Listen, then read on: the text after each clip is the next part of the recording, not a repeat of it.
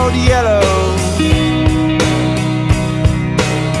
So then I took my turn. Oh, what a thing to have done. And it was all yellow.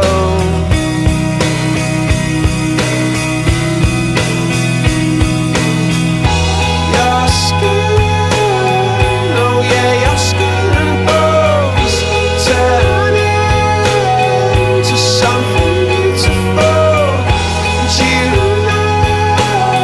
you know I love you so.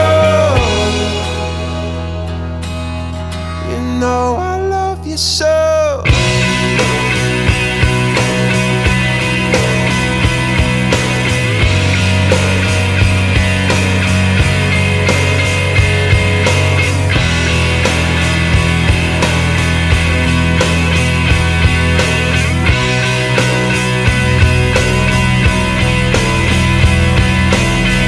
I swam across, I jumped across for you.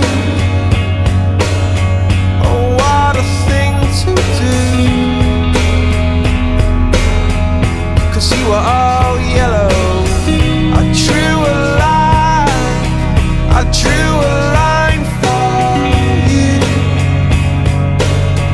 Oh, what a thing to do. And it was all yellow.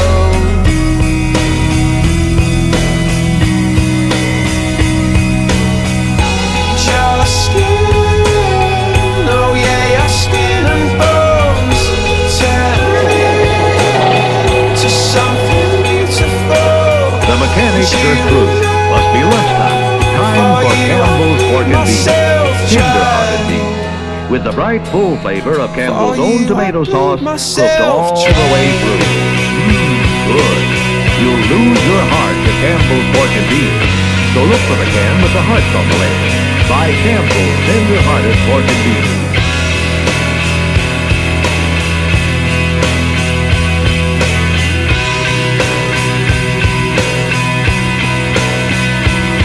It's true. Look how they shine for you. Look how they shine for you. Look how they shine for you. Look how they shine for you. Look how they shine for you. Look how they shine. Look at the stars. Look how they shine for you. And all of us building castles in the sky, just the two of us. You and I.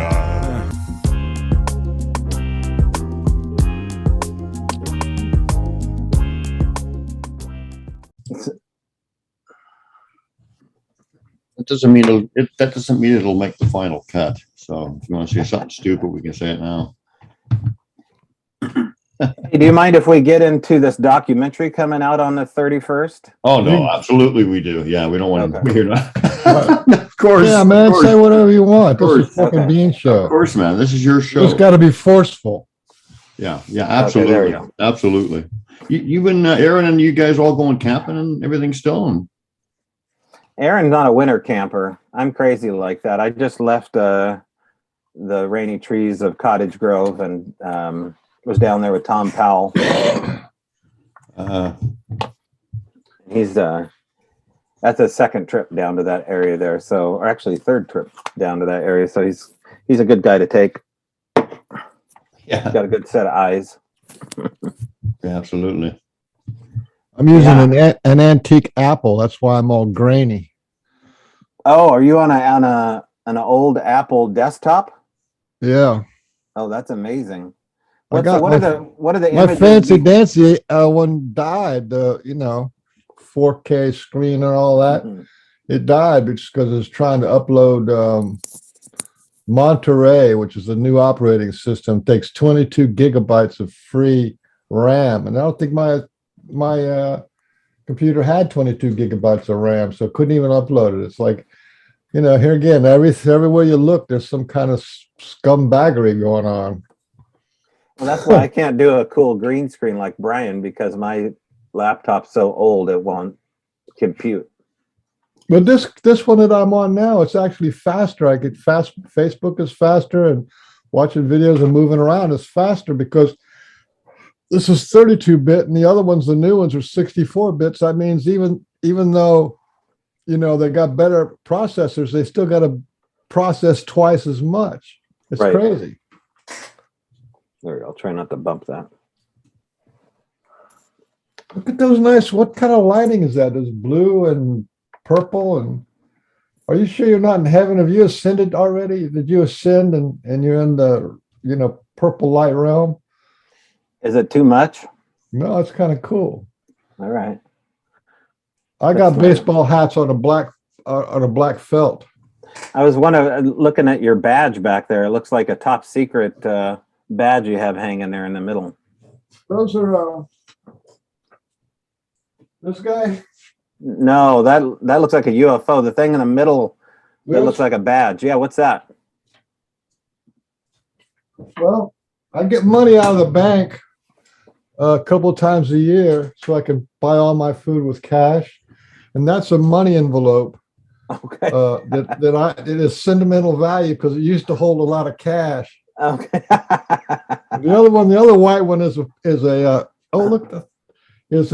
napkin from Chick-fil-A.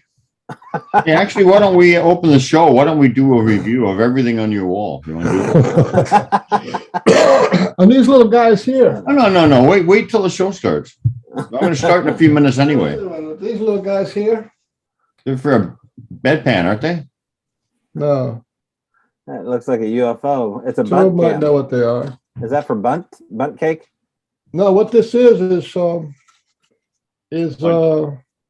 charcoal, something or other with blue pearl. It's a color. It's when you're going to paint your car, like to do a good paint job. Even if you do it yourself now, it costs like about $3,000 for the car. All right, I like it. Are we going to do this again, or is it going to not be spontaneous now? Forget it. Oh. Actually, I recorded this, so actually that's funny that I even said that. So I'll just keep. No, but that's what you do. You buy a bunch of these plastic things that have because there's different things on the car. One is like the solid color that you look at, and then there's the drop-off color. In order to tell what the drop-off color is, always different than where the light hits it, right? Or I have a bunch of them. They do look a little bit like UFOs. Let's see if these show up on camera here. Okay. Yeah. That looks like fingerprints on a window. It did. Yeah, I wanted to see if those translated, and they do. What are you looking at? What's that, man? What are you looking at? I wanted to see if these fingerprints translated. I'll have a little show and tell. Yeah. Oh, well, I mean, you know what? I should have asked you if you wanted to share some pictures. Damn it. We're unprofessional. Right. We're unprofessional. Did you have any you wanted to Hang share? my head in shame. Nothing handy. Okay. But I can describe it. We'll give people the theater of the mind, right? Theater of the mind. I got stories about that. Yeah, the theater of the mind's pretty good. We'll go that route. You're good with that too. So yeah, let's stick with that. Okay, we're gonna go live. My story involves Sasquatch and a UFO and watching videos on YouTube. Nice. Hey everybody, welcome to the Pork and Bean Show. We're having a late night edition because we like to suit the schedule of our guests. And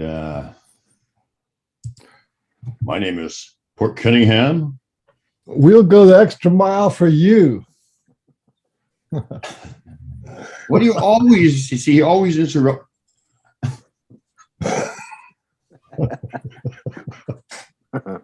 I do a little spiel. We've done about 110 times, and lately he's taken to interrupting me in the middle of it every time. So, because well, as long as you qualify it, that's good. Anyway, my name is Port Cunningham. I'm here with my distinguished, honorable co-host, the world's handsomest man. I'm so pretty. Frank Oliver Williams. Oh, and by the way, I got a, what do you call that thing? Telegraph? They still have Telegraph. I got one of those. Is that a new social media? I got a telegraph thing that telegraph, but they should have a new social media done by the CIA called Polygraph. No, I got an actual telegraph that came to the door. Or was I in a time machine? I'm not sure. Anyway, it said that Tobe actually has been, you're on the world's handsomest man list. You're actually number 16. And that's a billions of people, mind you. That's pretty high up there. So, what are the odds? The world's handsomest man and the world's 16th handsomest man on the show on the same day, same date, same time, same planet even. I mean, unbelievable. Are you recording right now? Yeah, yes, we're live. This is going live on the social media, and we probably have at least one. Are you disappointed? Right. I mean, 16th. We're talking billions. I mean, how many people are on the planet? 7 billion? 8 billion? Chromosomes, or is that people? 7 or 8 billion people on the planet, right? So there's at least 3.5 billion men. It's on a periodic table. Yeah, so number 16 is pretty good. All right. Tobe Johnston. Maybe by the end of it, you'll move me up a little bit there, Duchess. Thanks everybody for joining us. So how you been doing, Tobe? Did I call you the old name yet? Because I've been trying to remember. Don't say that. Don't say that. Oh, whatever you want, man. I'm doing good. I'm just like we talked off air about how things are going here in Washington. So things are a little bit up in the air as far as our refugee status. We're in the middle of moving from one place to another. I haven't quite settled into the location yet, but everything's kind of on hold as far as projects are concerned on my end, including the podcast I did for the last 3 years. So it's an underground base or something you're going to move into? I think a submarine base out here somewhere in the Straits of Juan de Fuca, but yeah, I hear you. So, actually Strange Bra, I want to get back even further in the past, but Strange Bra Radio, you've been doing that longer than like Frank Beans and I are into over 100 shows, 3 seasons of this, whatever you want to call our little discussion here. And, you've been doing it a lot longer than that. The Strange Bra thing, right? Have I? I think so. I mean, you're on hold right now, like you said, but you got to be about 6-7 years? It all started as far as doing public forums with, I found this underneath my desk. It was one of the first conferences I put on, and this would be Autumn Williams' speech that she gave in 2010 when she talked about her book, Enoch. There's a video in here, I think. Oh my goodness, yeah. So there's an actual videotape or a CD, DVD that actually Autumn edited this whole thing for me, helped do the music, and I don't know where you get a copy of this, but this is one of the first things I ever did was put on a conference in Eugene, Oregon, and that's kind of how I got into all this. Is I started putting on Bigfoot conferences with my GI Bill money out of the Navy, and not paying for rent, not doing responsible things with my life, but instead trying to fly out, Dr. Meldrum for the first time and meet him and meet these Bigfooters, because we found a set of footprints in Eugene or Springfield, Oregon, actually a single track. My son and he actually found it. And after we found that track, we shopped it around to a guy we were going to church with who ended up actually filming a movie. We kind of knew that beforehand, called SASQUATCH, loosely based on Patterson and Gimlin out in the Three Sisters Wilderness here in Oregon. Guy's name's Ron Olson. He's still alive out in the Mohawk Valley, actually lives near Autumn Williams. And he told me, I'm looking at the photograph you took of this supposed maybe Sasquatch print. It's near Thurston, Oregon, a suburb. And, they come down to these neighborhoods, whether you believe it or not. They come down to the suburbs, and they're very real. And if you want to meet a witness, I'll introduce you to one. So as soon as I met this witness, a river guide up the Mohawk Valley, he encouraged me to do a conference. He said, we don't have any conferences down here. And so if I didn't, take a photograph of that, who knows what it was. It was a size 13.5, I believe, or 14. And it was just a single track headed up a hiking trail into the blackberry bushes. But it had a ball of the foot. It had a heel of the foot. It was skinny. It wasn't like a double step of a bear. It could have been, but it could have been a hoaxer for all we knew. And we kind of thought it, was, that's where all the kids went and smoked dope. So I thought, well, they're probably, out here hoaxing. And this is one of the tracks that got away from them. But as soon as I met these cats at, we can call them cats. We'll call researchers cats from now on. As soon as we met these Cool cats. Cool cats. And I invited them to Eugene. This is before I met you and before I met Brian and Michael. I met Bob Gimlin, and I met Tom Cantrell. I met Tom Powell, Autumn Williams, Sally Shepard Walford, Jeff Meldrum, and Ron Moorhead. This was 2010. This was my initiation into Bigfootdom after simply interviewing one witness. And it was because I was, crazy enough to self-fund the whole thing. I didn't know how I was going to pay. I didn't really care about making $1. After I interviewed that witness, it set something afire in me that I can only akin to a type of drug. And interviewing a witness that basically said magic is real, because I won't get into the details. He was saying Sasquatch, yes, they're real, but all these other things are so strange. Young Padawan, prepare yourself. And 2010, fast forward to like 2012, 13, I shifted from the flesh and blood world to the world of other things that are possible, not only with Sasquatch, but in the realm of their domicile, their hotspots, which really, if you want to get to know a hotspot, we can kind of jump into this, and after looking into this for 4 years prior, was getting to know people like Autumn Williams, and her mother, Sally, the book Enoch, and then of course the book Valley of the Skookum by Sally, her mother, talks about being an extended experiencer or a habituator and living amongst them, having them come to your house. And it is by them coming to your house at all hours of the day that the cooler stuff happens. Not only are you having all these experiences and getting to know individuals and behavior, but this issue of other phenomena coming to your house along with them, including the lights and the orbs and ghosts and UFOs.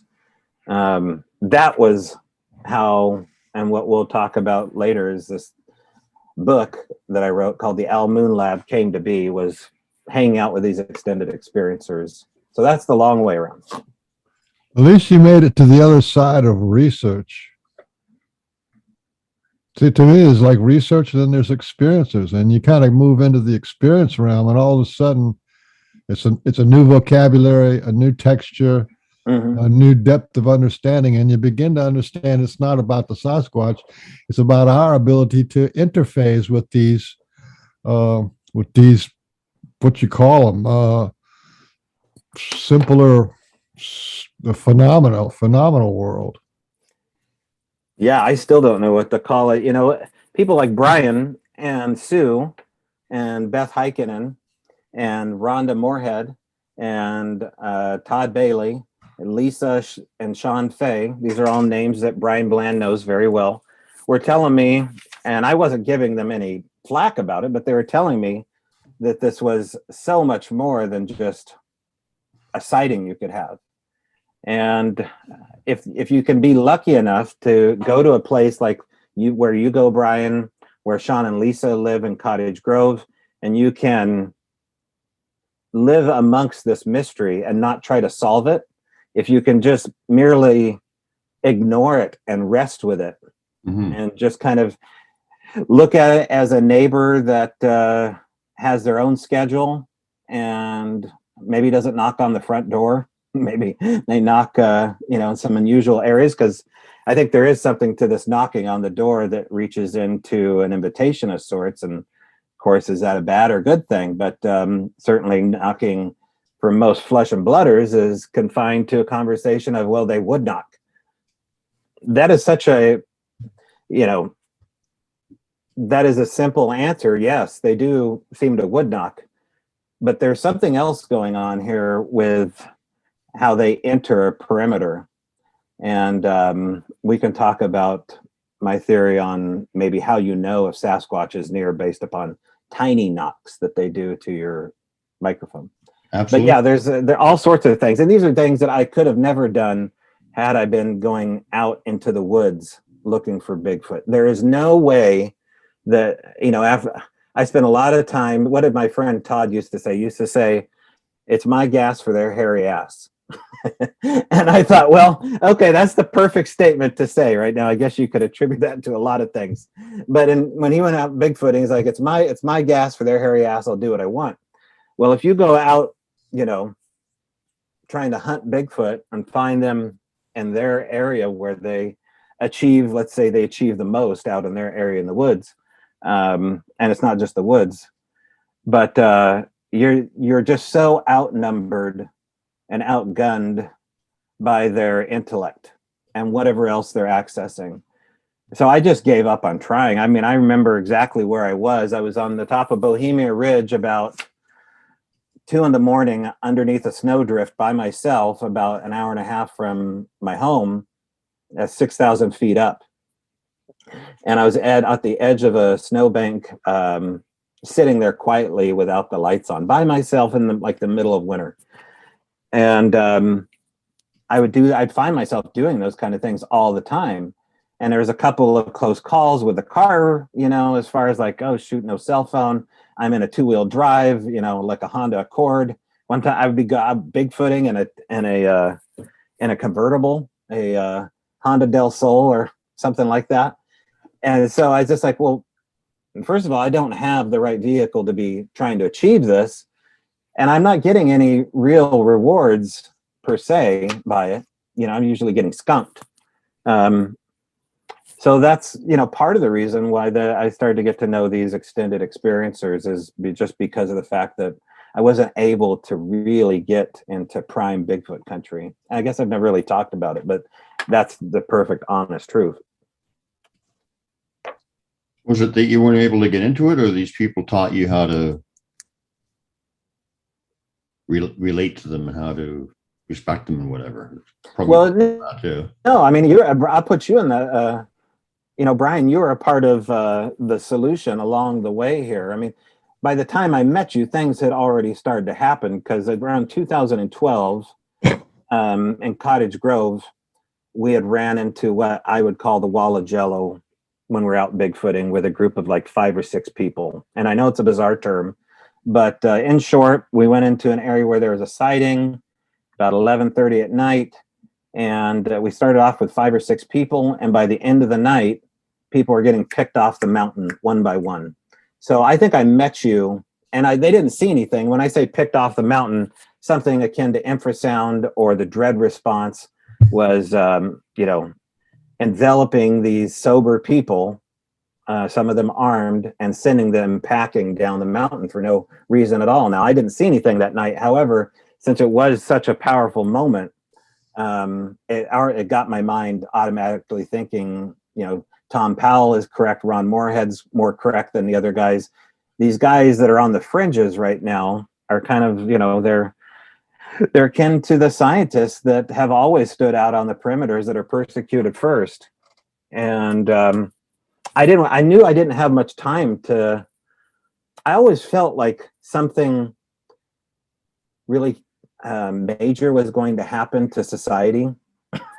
And maybe it's because I grew up with, as a Protestant, it's kind of bored down your throat, right? Even a Baptist, right? And so I was just drilled in my system. Oh, it's going to hit the fan soon. And looking back, I think that was part of the urgency, was to find the right path to go down it quickly. And I don't know why Bigfoot. I mean, it was just the foundation, that it was built off of. If Jude and I found imprints from a saucer landing, or we'd seen a bright light in the woods, I may be at a MUFON conference doing something. And but the MUFON people, actually, just a sidebar, the UFO people actually are starting to be very accepting of the Sasquatch conversations coming to their table.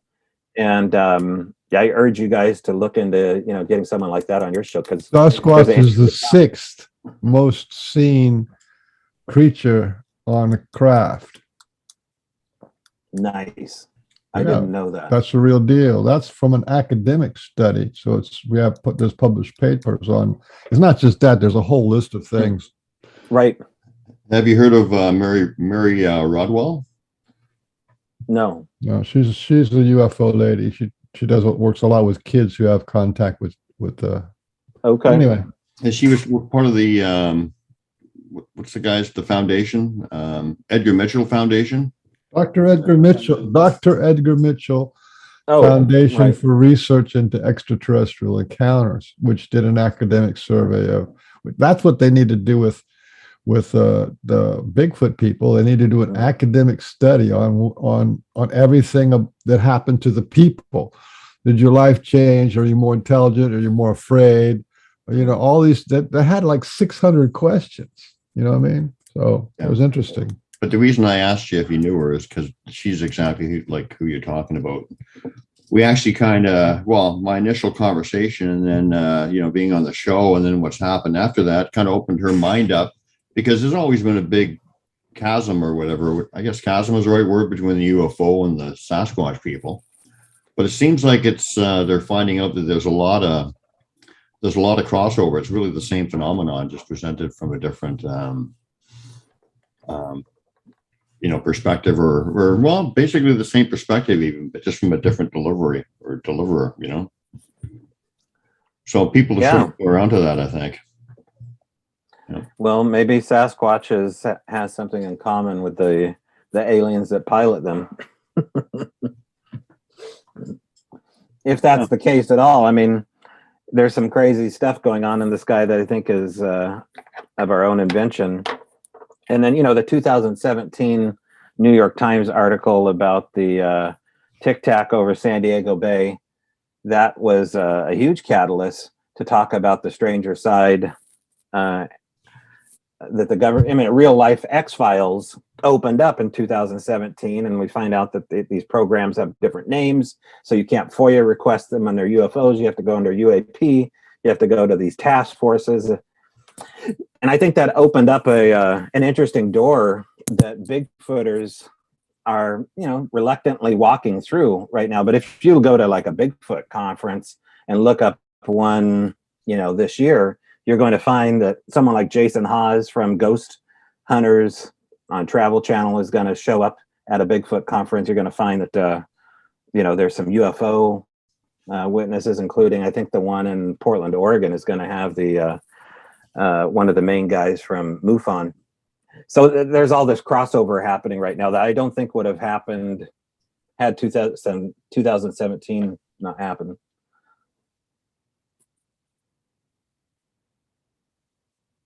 I left you stunned.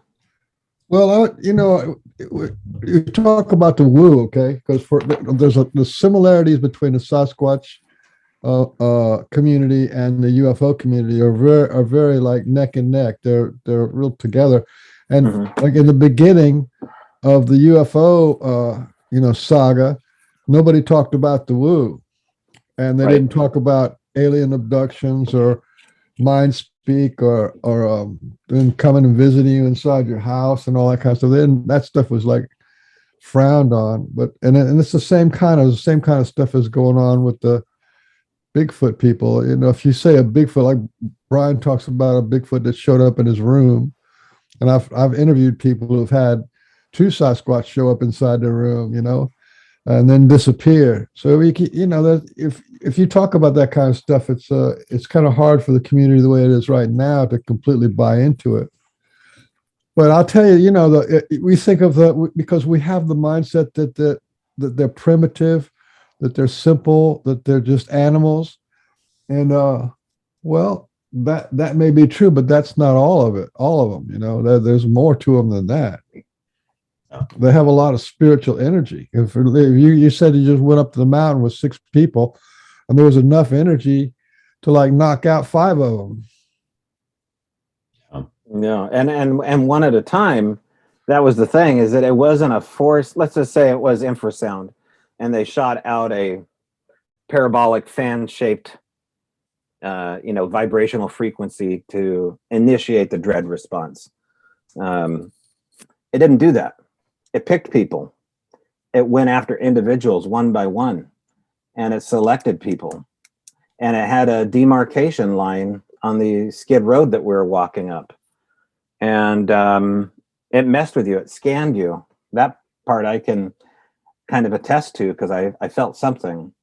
But it got me thinking, like, these are, you know, in 2 of these cases, 2 of the guys were with the emergency services division of a local fire department. In fact, they were in charge of like training operations. And to see these 2 guys only last an hour out there, and granted they were newbies, but I know that they pulled dead bodies out of the cold rivers at 2 a.m, and they've run into burning buildings. Them walking up an old skid road saying that they are told to go home. They want me to leave. Why am I going to cry? I'm going to be sick. And then run down to their trucks, and then watch that happen to, well, at least 1 other individual in the same exact way I just described. And well, let me ask you a question. Was that mind speak, or was that an overwhelming feeling of I got to go home? Yeah, because that second one, the overwhelming feeling of something's not right, I'm not wanted, I got to go home. There's no words in the head, but that's also mind speak. And you hear about that just with some of the most common things. I got this feeling of dread. I got this feeling to turn around and go. And it's not a head thing. It's just an overall knowing, feeling, creepy stuff. Yeah. You know, and I don't remember them saying they heard a voice, but, and this isn't all creepy dread response conversation we're having here at all. This conversation led to me seeing these gorgeous angelic lights explode over the McKenzie Valley on a full moon night. And they were so beautiful, so explosive, so apparently supernatural. Was this the same night? The same night? No, this was about okay. 3 or 4 months later in a whole different location. But this is me engaging an extended experiencer of Sasquatch interaction, or a habituator. So you're saying you went out with a friend who was friends with the Sasquatch. They were connected to the Sasquatch. You went out with them. Correct. That's the way to go, buddy. That's the way I've been saying. Well, the thing is that you want to. There seems to be, and maybe you guys can chime in on this, is there seems to be a radio band or frequency set with certain individuals.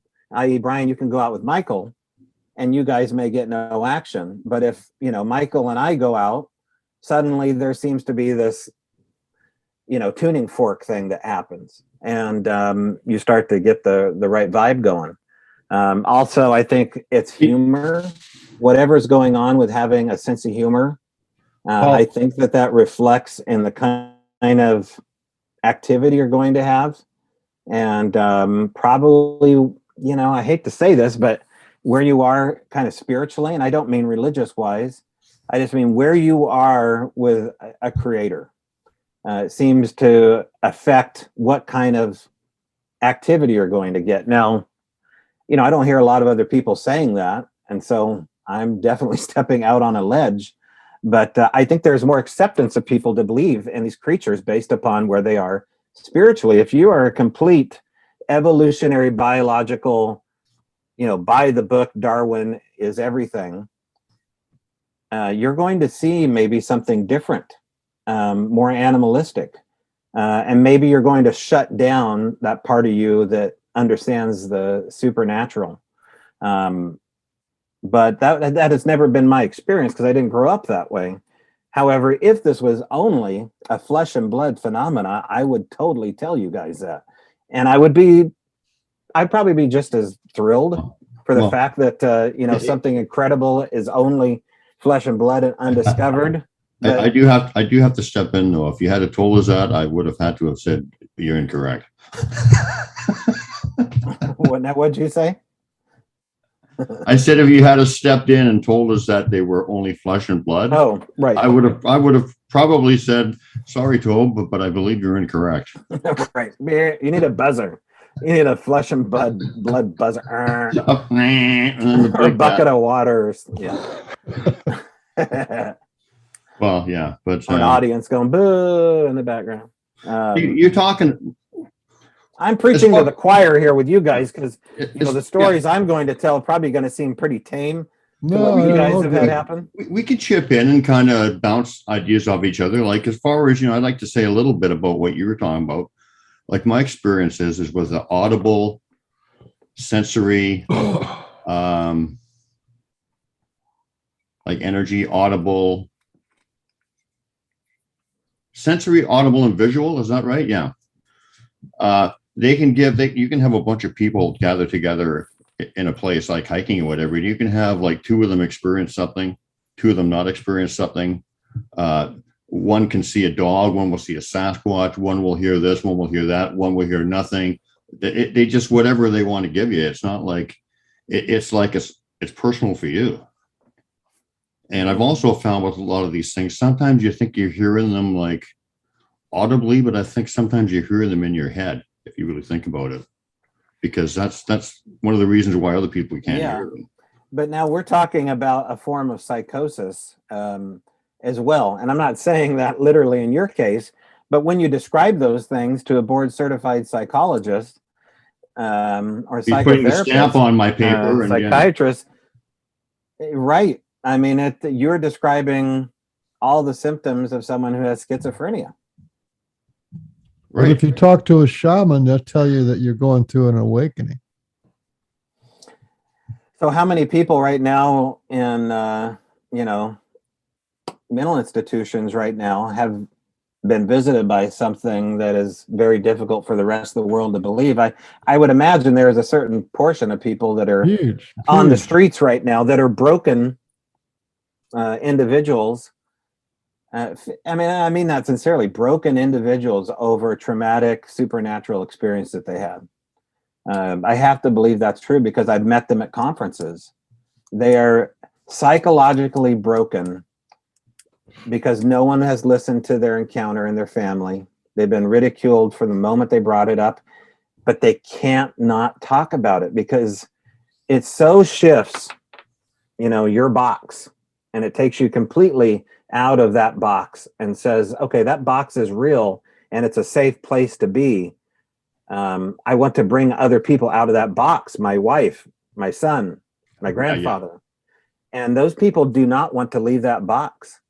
They don't want to hear about it. In fact, it angers them. I've encountered this in my own, family, my own life. They're so almost grossed out over the obsession of the topic. And so you have to self-manage this stuff, man, because if you want it to be a healthy part of your life, it's like anything else. You got to have it in doses. You cannot be 24/7 Bigfoot. And in fact, we have very few Bigfoot stuff around the house. We have very few supernatural stuff around the house. And for one reason, it kind of takes away from the coolness when it actually happens. Instead of turning it into, like a commercial enterprise. But also, I think it invites them into your world 24/7. And I don't think that's necessarily a good idea. You agree, Michael? No, I'm just grooving on what you're saying. I wanted to go back just a little bit to where you were talking about broken people. there's we're talking about psychic imprints. The Sasquatch can give you these various different what we call ultrasound, which is, to me, that's not really what it is. It's a psychic. They step into you psychically and they vibrate. And if it makes you, they can either make you sick, they can make you happy, they can make you confused, they can make you dizzy, they can make you pass out. Whatever they're vibrating, that's what happens to you. But I wanted to talk about a phenomenon that's really, really quite common. And that is when some people can see a Sasquatch, right? And then they forget about it. Driving home, they forget about it, right? And yet other people, and then it comes back to them 40 years later. Oh, I saw a Sasquatch. Okay, but then there's another phenomena where people see 10 seconds of a Sasquatch, right? And it sticks with them day and night for years and years and years. That's a psychic thing, right? That's a psychic imprint. It's like, you can't forget about it. You got to do something about it. And then that's really, really common. A lot of the people who are podcasters and the people who are binge junkies of watching all the videos and stuff, they've been touched in that way. They saw something, they felt something, and something clicked, like you said, it clicked inside of you, and it's like, okay, we're going to ride this crazy train now. Yeah, I mean, you got to find someone in your corner if you're going to be obsessive about this, because if you're going to obsess privately and try to have an ally at home, it's very difficult to do. So you have to, I go back in this book I wrote, the Al Moon Lab, a paranormal experiment. I start the book off talking about the movie Close Encounters of the Third Kind, and the character Richard Dreyfuss plays Roy Neary. Well, what happens to Roy? He has an incredible event. He can't forget about it. He starts obsessing at dinner time to the degree where he's having, a telepathic experience to recreate where he should go through mashed potatoes. And he eventually ends up leaving one woman for the next, and then kind of throwing himself into the volcano by going into the mothership and forsaking everything to have this ultimate experience. These kind of experiences are very real to the Bigfoot world. And, if there's ever going to be a connection between the researchers, is going to be this obsessive nature to chase that monkey once again. And that's not a pejorative term to Bigfoot, but since it is kind of like a drug, I think men are way more prone to have these obsessive experiences. And, at least the ones I've met at conferences, not always is that true. And there's nothing wrong with being obsessed about it. I get obsessed about it all the time. I just haven't lately because of the whole global crisis going on. But of course, I think about it every day. I think about what happened in Cottage Grove every day. I think about that light I saw in the woods with Beth back after 2012. I think about it at least 4 or 5 times a week. And that's 10 years later, I'm still back at all these places, and you guys, I know you know what I'm talking about. Yeah. So that light that you saw with Beth Heikkinen, right? Mm-hmm. Is that what changed your life? Was a life-changing moment for you? Yeah, it really was, because. So how did you? But it sounds like you were always kind of inquisitive to these kind of things. So how did you and Beth end up getting together, and were you just hanging out as friends, or were you going out to have an experience? How did that? Beth and I met probably at a conference. I'm guessing she probably came to one of the conferences I put on, and we had a very similar dark sense of humor. And I think that was initially the relationship, is that we were both sick and twisted individuals. And so we had a good time when we were outdoors. And we ended up, she lived in Washington. She would come down to Oregon and visit with me and my son. And we ended up casting these tracks in Cottage Grove called the London tracks together. And after we cast these tracks, we kind of sealed ourselves as kind of research buddies whenever we could. And so I started putting on conferences called Bigfoot and Beer once a month at a little pizza restaurant in a little town called Leesburg, Oregon, up the Cascade Valley. And it was kind of at the beginning of, the 2009. It would have been, I guess it was about 2011, actually, before the real estate crash. Anyway, before the pizza restaurant folded, we were doing these monthly conferences there. And Beth would come to these monthly conferences all the way from Washington and kind of hang out. And one day we had a witness and her husband show up and pull Beth and I aside and told us this incredible story. One thing led to another, and we found out that behind their house was a hillside that multiple people were telling us they had Sasquatch on. And so we had permission to go into this private acreage. And that's when I saw these lights. And Beth had told me that these lights exist. She'll say that there's no way to explain what they are except to say that they're kind of alive. And they have their own self-illuminating, dirty color to them that is so different than anything you would see out of a glow stick or a flashlight or anything like that. But they come in different sizes and different colors. So just when you're in a Bigfoot area like this one, prepare yourself. And that's when we saw them. And it would just happen all of a sudden around 11:30 at night outside of this Leesburg, Oregon town. And they were just a phenomenal, large display, very large. I can't even explain how large this was. And it shocked her for a second at the size of these, because I mean, they exploded to probably something 50 to 100 feet in diameter and hung out about 100 feet in front of the tree line in front of us as we watched. And they just stair-stepped through the trees 4 different times over like 45 minutes. And each time always super big and super bright. And I always say, it was like, if it was a pyrotechnic at a Motley Crue concert, you would have, been blinded and heard the explosion. It was just, I call this a light, but it was an absence of darkness because it didn't blind you, right? I mean, it was so close. It was not in the sky. It was in the trees, in front of the trees. And it should have blinded you given the example of how big it was. I mean, 50 to 100 feet and these large spires coming off of it. Wow. And to see, You mean look at the ball of light was 50 to 100 feet? Oh, it was 100 feet well, it away. wasn't a ball of light. It was an explosion of the absence of darkness. I call it a light because what else do you call it here on Earth?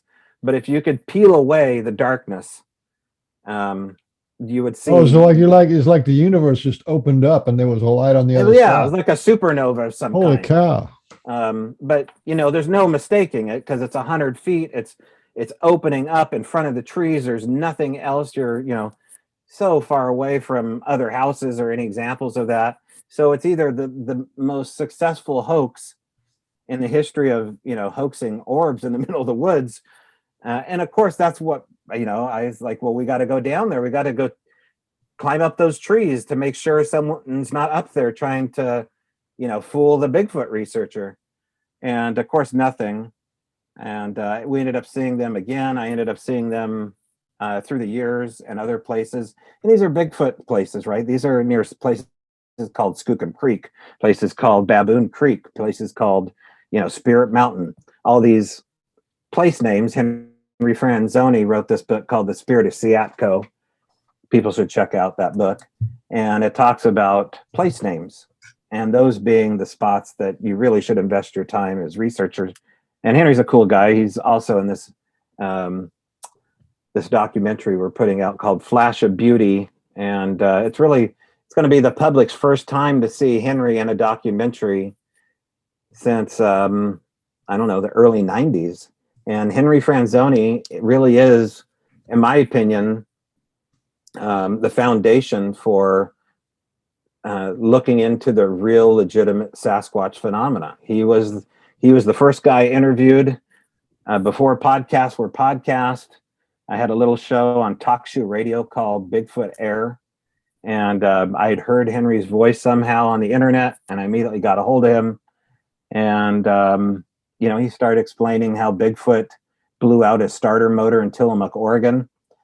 And if you'd never heard anybody say that Bigfoot can somehow destroy your electronics, it's a wild theory to say, come on, man, what's going on here? I totally believe that one. Yeah. But anyway, he steered me in this direction of going into these place names. And so I started to, if I couldn't meet an extended experiencer, like this couple that, had the hillside behind them where I eventually saw the lights and a lot of other stuff happen. But I started looking up these place names. So I'd go to places like Skookum Creek. I'd go to, try to build remote camps so I could have a part-time residence in the woods and just go hang out there and go camping, using Ron Moorhead's idea of the Sierra Camp, and have a camp already set up. It survives the snow load of 6 feet or better every year. You got to go back in and replenish your supplies in a hidden bucket. And so, unfortunately, I ended up having to move. And so I haven't reestablished a place like that. But, I'm just borrowing what all these other guys and gals did before me. That's all we can really do is use what works. Well, I have a question about the lights.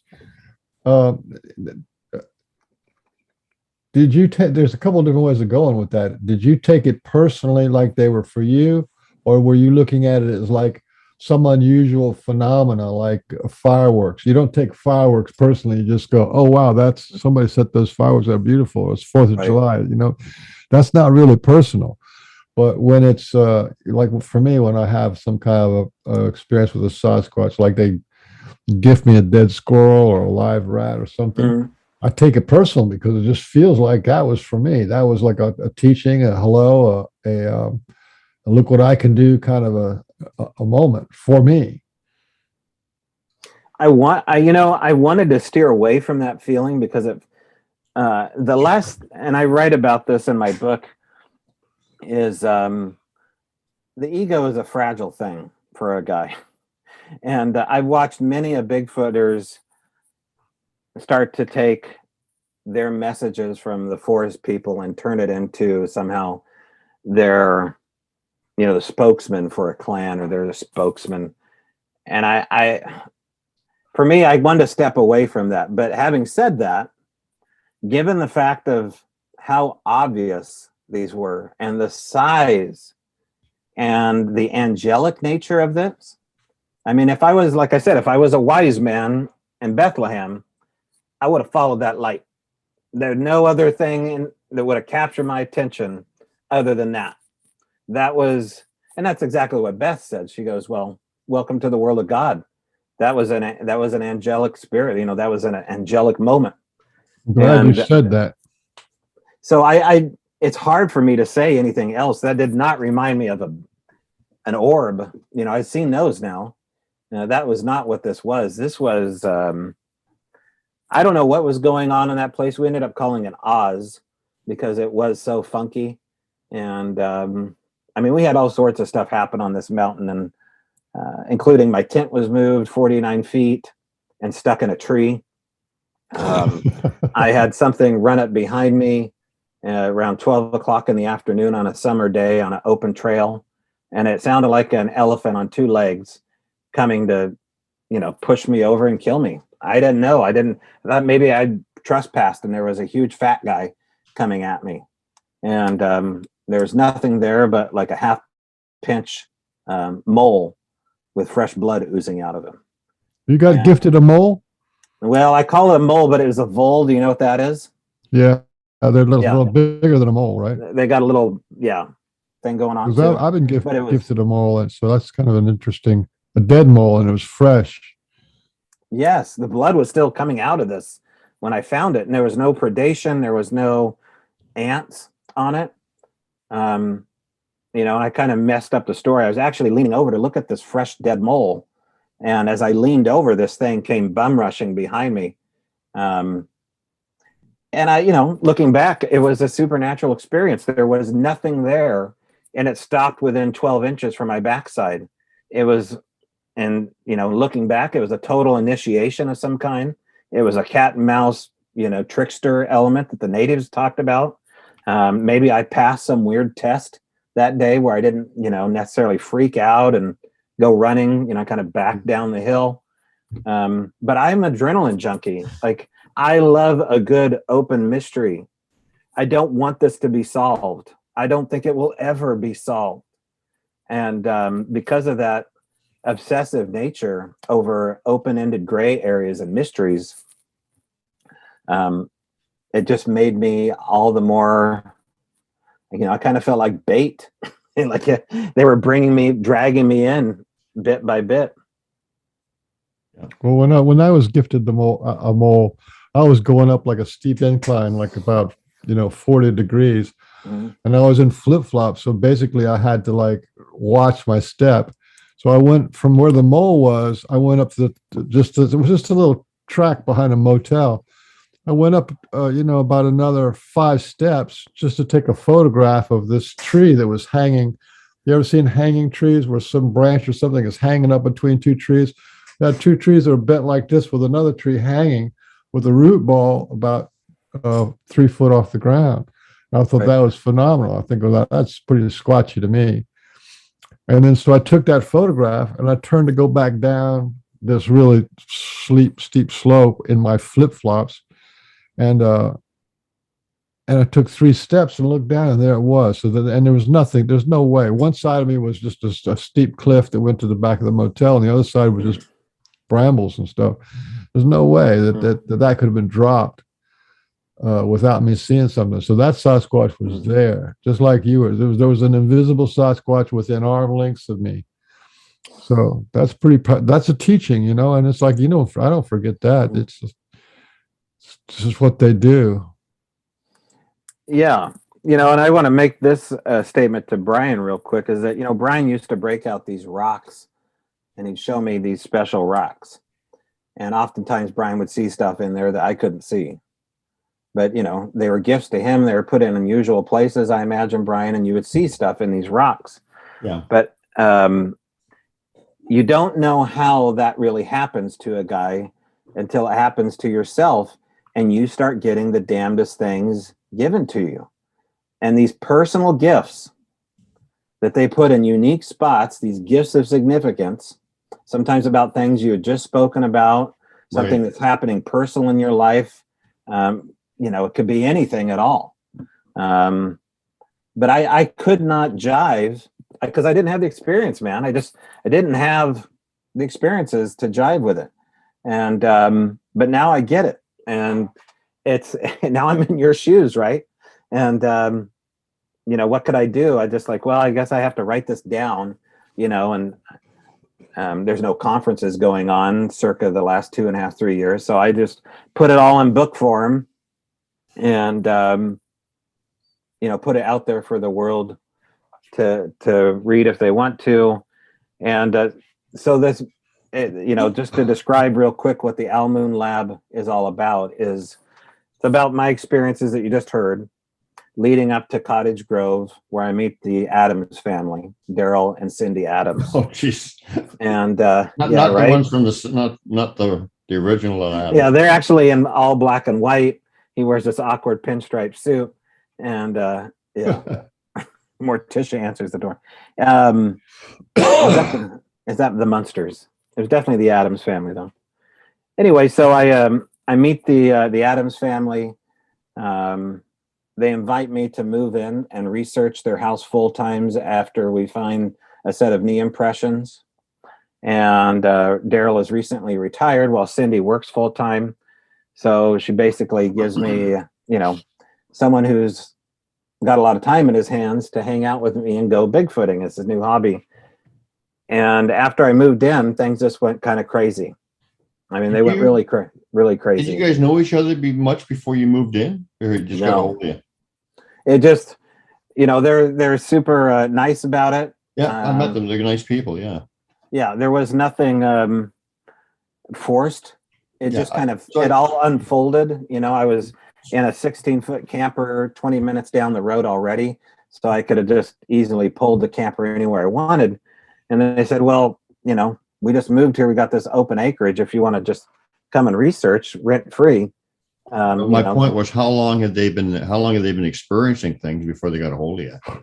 No, it didn't work like that. It happened immediately. So immediately when they moved in, I went and started a research with Daryl, and we found these knee impressions in these tree structures. In particular, these white alder branches that were leaning up in a V shape up against a Doug fir tree. And the butt end of the sticks were in the ground, and the pointy ends were all going up. And they're laying up against this tree in the middle of blackberries and poison oak. But Mr. Adams, he had been having experiences before that, had he not?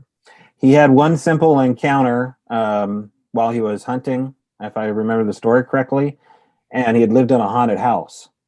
Oh, okay. So sorry, Tobe, I'm just trying to get this straight. So all this stuff I've heard him talk about or whatever, all happened basically at this Owl Moon Lab. Right. Oh, right. Okay. So sorry about that. So go ahead. So you guys get together. Let me say something about this before we go on. I want the listeners to know, the viewers to know, that this is one of the greatest stories in the history of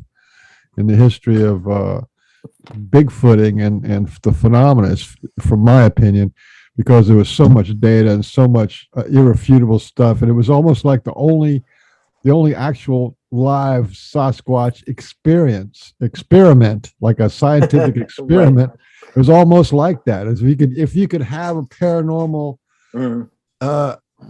scientific investigation, this would be as close as you could get to one. So that's why I'm really excited to have you talk about. Well, this. I felt like we were the experiment, to be honest, and that was kind of the tongue in cheek of it all. Is that Can I ask you one thing, Tobe, before you get into the story?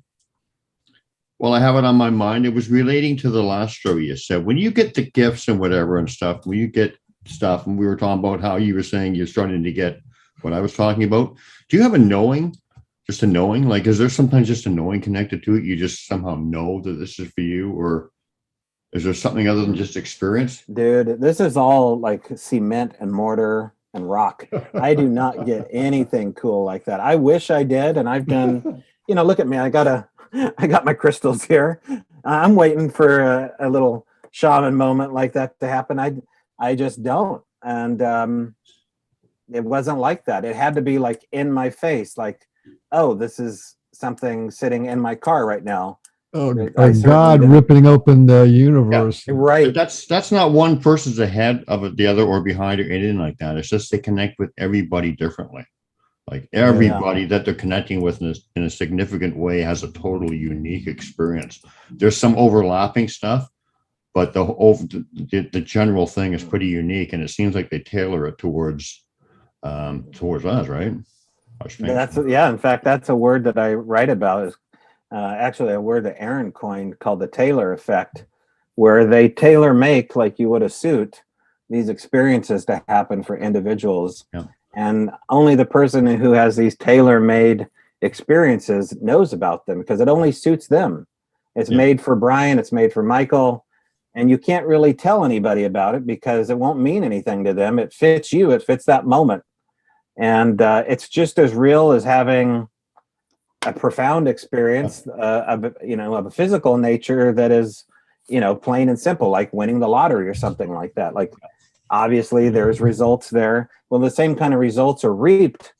You've struck a different kind of lottery, and the lottery kind of follows you around. The lottery doesn't quit. If you've got to see things, or if you're a hands-on person, like if you can't follow directions or whatever, like me, if you're a hands-on person or whatever, that's how they're going to interact. That's how they're going to teach you, right? They know all your strengths and weaknesses is according to how they can teach you best, and that they do it. And it's pretty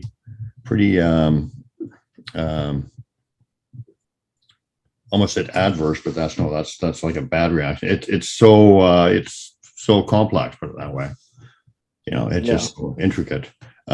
So just before we get into the Owl Moon story, when you first started getting in there, I just wanted to while I have it on my mind, do you think the Sasquatch played Cupid? because I know they connected my wife, Susan, and I. So do you think they play Cupid? Well, they definitely play divorce court. That's interesting. We thought about actually setting up an internet site for, people only interested in Sasquatching, so they could find one another. I don't know what name we came up with, but I think George Norrie actually beat us to that, and he has like a paranormal dating site right now. I don't know which way you swipe in order to find your true love, but to get more to your point, probably, I mean, they seem to be doing everything else. They can set up these moments here, and they seem to have an appreciation for time differently than we do. Yeah. It goes into what the natives talk about, there being a circle of time instead of a linear timeline. Yeah. So they're appreciating who you already met, if you can believe that or not. But this gets into God. This gets into demigods, something other than a physical being, obviously, but something that appreciates you from above you and can see 360 what's going to happen, has a sense of omniscience, almost as though there is a lack of free will or something going on. They can see what choices you're going to choose. And that goes back to something like the vole, right? Being found in the middle of the trail. That is the very common thing, by the way, where people wander into animal mutilations, when they're diverted into certain trails, and suddenly, voila, there's this gift.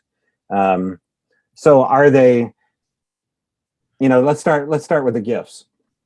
After we found these knee impressions, and we had the hair tested by a gal named Cindy Dosen up in Canada, and it came back as unknown, and it was over 1,600 pounds of a large bare-kneed human with hairy knees that dove his knees into the mud.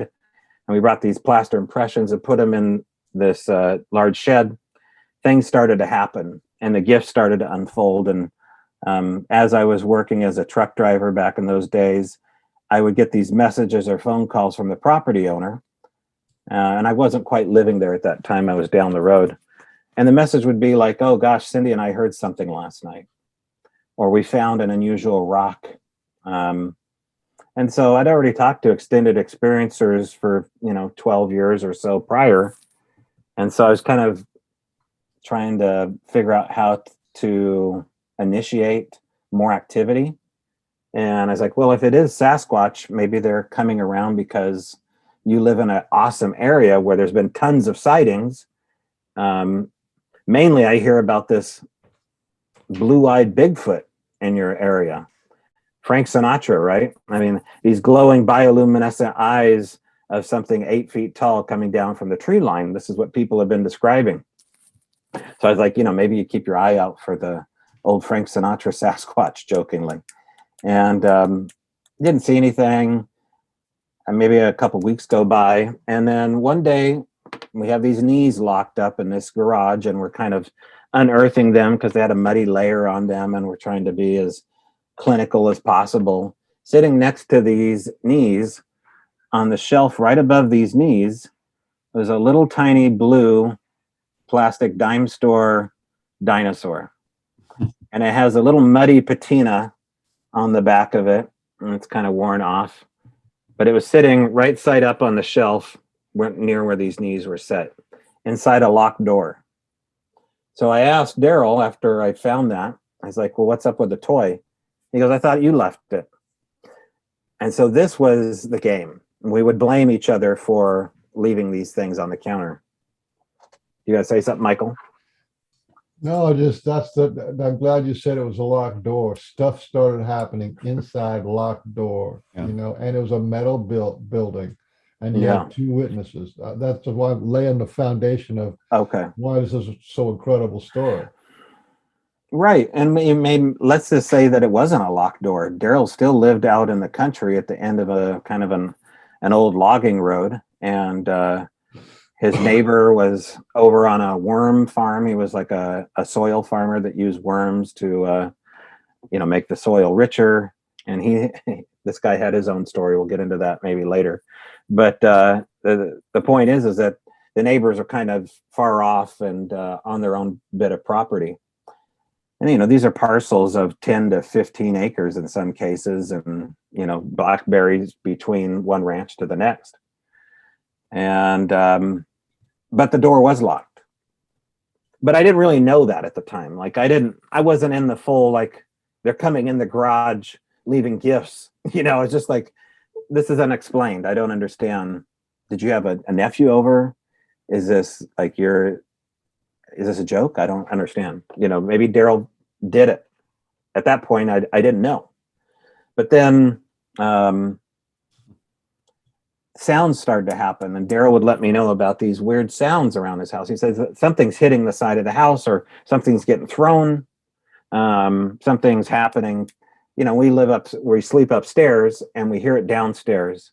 And it sounds like something's hitting and slapping or getting thrown at the house. And, you know, you're at work, so maybe you should set out, I was like, a tape recorder, right? So we both start setting out tape recorders. And that's when we started to entertain the idea that Sasquatch was coming around. Now, we couldn't ignore it anymore when one day I got home and there were these large, greasy handprints underneath the eaves of the door of this garage where we had kept these knees. And the garage was just built, you know, a fresh coat of paint, beautiful green siding, big enough to stick 2 RVs in, and a new cement pad, but not really much else in it except 2 workbenches, or maybe 1 workbench at the time. And Daryl comes out and he finds that these eaves, these brand new painted eaves that had dried, you know, because it was summer, now had this oily residue, these giant handprints, like something was underneath the eaves. And I said, well, is it possible the construction crew came back when you weren't looking? You know, I was still kind of playing it off, like maybe you had some big-handed construction crew people that came back and forgot a tool and didn't tell you. I was still in that mode. Like, there's no way. I know that people see Bigfoot up there. They tell me they do, but I haven't seen one yet. I've just seen all this other crazy stuff. And then we started to leave the recorder out. And when we left the recorders out, we did so often, and we did so in the front and the back of the property. And I knew enough to not leave out a camera, but we still tried periodically, because you just you get anxious to figure out what's happening. And we started to record what sounded like something walking up to our microphone when we were gone or asleep, or, you know, I'm working graveyard shift and I'm leaving the recorder behind. It sounded like something walked up to the mic head and flicked it. And that was my initial impression, like something approached without walking up to it and hit the microphone. And this is all gravel. You know, this is like uncompressed, slightly compressed gravel with a very hard soil hard pan underneath it. And so you can hear there's no sneaking up anywhere. There's just not even for a cat, you know, and not for, well, maybe probably a bird, but definitely not footsteps. And so we're getting these weird sounds. And then we started to hear big sounds, big hits, big slaps in the garage where these knees were. And you could tell it coming from that garage because we put the recorder closer and closer to where the sound was coming from. It sounded like it was coming from inside. Well, we ruled out a couple things. Yes, there was a bird roosting in the top of the eaves. And heat did expand periodically, and the cooling off and the ribs of the metal would cause it to flex. But it was very slight sound on both of those occasions. What we were hearing had rhythm to it and was reflexive and explosive. And so we started to leave a recorder in hot spots. Now, one of the main hot spots was the backyard with a parabolic dish pointed towards the Umpqua National Forest and the Bonneville power line that went all the way from Oregon to California. Huge power line. Also indicative of Bigfoot behavior is power lines, right? And of course, just to divert here, this is also a parabolic dished valley, much like Skinwalker Ranch. We're down in the middle of a mesa pretty much in a drainage area because there's a lake bed and a creek and in the mountains. And here's a little homestead down here and a bunch of quartz and iron and gold running between this area through the water. And I think that's important to note too. So we started to get EVPs on these recordings. Initially, we thought maybe it was noise contamination from, I don't know, cell phones or from maybe a neighbor with his TV on too loud. But these were unknown languages. And a lot of times they were typical raspy ghost voices. There's lots of stories about the EVPs. And to divert here again, the book is also an interactive book. So everything I'm telling you right now, you can experience in the book with a barcode. And you literally are reading along in the book. It's kind of like a, choose your own adventure kind of fun. And you're reading along towards a chapter about the EVPs and there's a barcode or a QR code. And you just hold your phone over it. And it takes you to the video where I'm literally rolling camera, on those That's moments. cool. Yeah. Or there's audio, right? Like there's a lot of audio. So we put all the audio that we recorded would be on a waveform. And you can not only hear the audio, but you can see the signature on sonograph of what the actual audio looks like, which is the real way that people should be looking for audio for EVPs and Sasquatches, going on and uploading these things so you can see them through spectrogram. And this is probably where the lab portion kind of came in too, is, these are all little more technical things that we were doing. We weren't just looking at it as a waveform and listening to it and fast forwarding. We're trying to find where the sounds were coming on a hertz level and see them almost like you would, a sonar, looking for a submarine. And these are all things I learned through David Ellis, through the Olympic Project, how to do this. And we even taught a class, I think 2 years ago during the pandemic, on how to do this yourself. You can go to Strange Brow Radio on YouTube, and there's like a 2-hour course on how to do sound analysis with Scott Taylor, myself, and a researcher named Kevin Carney. So we're doing all this stuff, we're recording along, and Daryl ends up asking for something. Well, first of all, let me backtrack. We end up getting things that we had just talked about delivered to the house. One of the first things that happened is while I was driving, my cell phone broke, and I, told Daryl, like, hey, I'll be home around noon. It'll take me a little bit to get back that day. I got to stop by T-Mobile and get an upgrade on my plan and get a new cell phone. And about 3 days later, I'd already moved in now. My boat, like a 14-foot aluminum boat, was parked next to the shop in the gravel. And underneath the oar of my boat was a muddy cell phone hidden underneath the oar of my boat. Now, it still has a patina to it. It's like one of those old Sidekick flip-out phones. Doesn't have a battery. I haven't been able to get it to work it is a T-Mobile. That's funny too. I never noticed that. I guess that's more synchronicity. But and when this conversation about the phone was, you were in a car as you were driving? I was in a semi truck coming down I-5, and Daryl's at home, But I'm still wondering, like, is he crazy? Like, is he trying to drive me crazy? Is he trying to hoax me? And he's wondering that about me. So we go through our own links privately to kind of try to catch one another, because you don't really know. I don't really know Daryl. He doesn't really know me. So we're all doing these private little things. It kind of turns into a comedy of errors where we're like, oh yeah, I'm going to record over here. And you're like, I'm going to hide my recorder over here and I'm going to catch this little guy. And so we're both doing little things like that. And his wife, who we haven't really talked about, Cindy, is kind of like just standing back going, well, thank God he's entertained, he's retired and it's either this or the golf course or whatever. And so she's just happy that he's got a pastime, but she certainly thought we were crazy until she goes, okay, if these guys leave things, why don't they leave us some actual money? And she goes, in fact, she said, leave us a bag of money. And so Daryl and I kind of look at one another like, oh gosh, what's going to happen now? And a couple days later, in an area where we had been gifting across the gravel driveway in the woods, was a zipped up bag, like a brand new, one of those cooler bags from a grocery store where they have the plastic lining to keep things cold, like you keep beer in, right?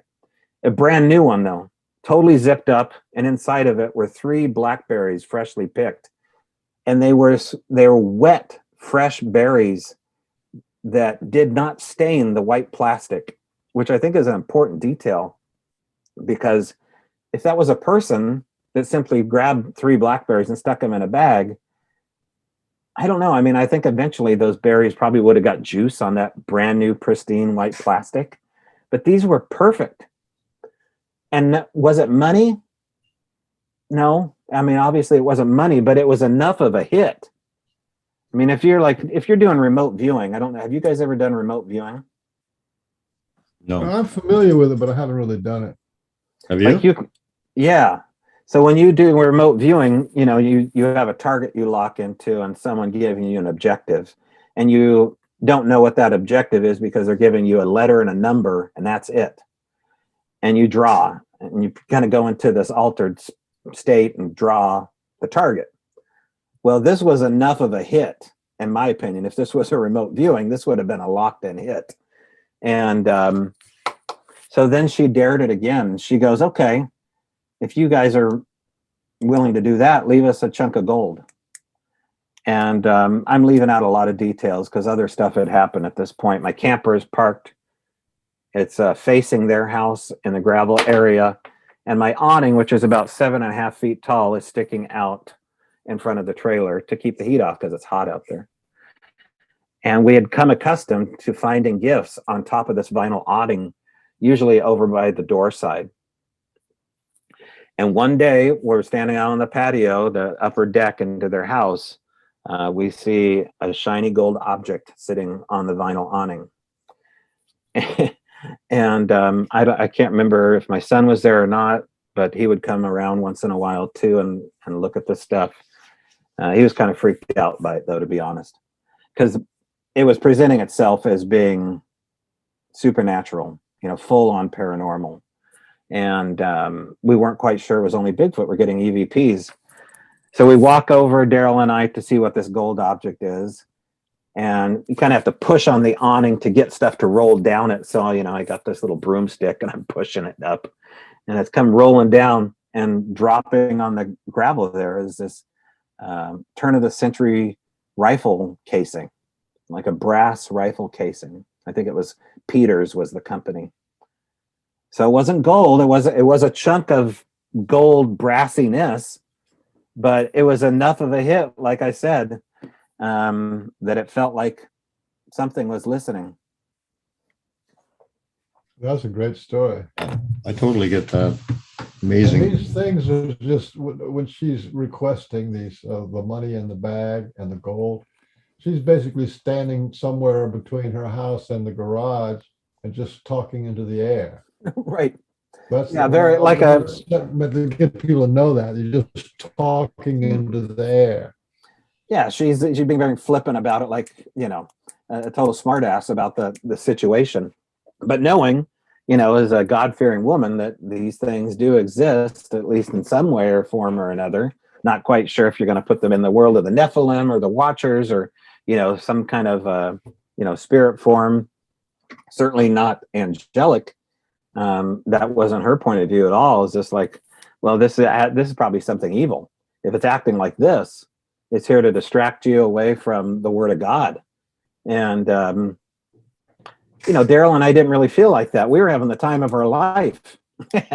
And so we would start playing these games and invite people over to experience the phenomena. And a lot of things were happening inside that metal shop. And so we would invite people over like Lisa and Sean Fay and Samara Tarpening, I think Kevin Ian Beagle's wife, and some radio personalities. And we would basically play this game where people go inside the garage, close the door, and then they would have a recorder with them with a speaker wire attached to it, and we would all listen through this giant speaker outside of what happened to them while they're in this locked garage to see if a ghost would approach them, because this is a multi-layered subject matter where the UFOs, the ghost, and the Sasquatch were all kind of happening at once, and we don't have time to get into it all, but it was very similar to what happens in other power spots like Blind Frog Ranch. If you want to watch a really cool underrated show right now on Discovery Plus, watch the story of Blind Frog Ranch right outside of Skinwalker Ranch. Very similar to what was happening at those places too. So it was across the board phenomena, electronics doing crazy stuff, ghost, people possibly being abducted, evidence of UFOs flying over the house.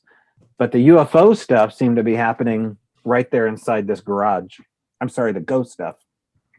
Mainly, it seemed, but not primarily, because it was also happening at the homestead next door. There was reportings of hauntings all around this whole valley.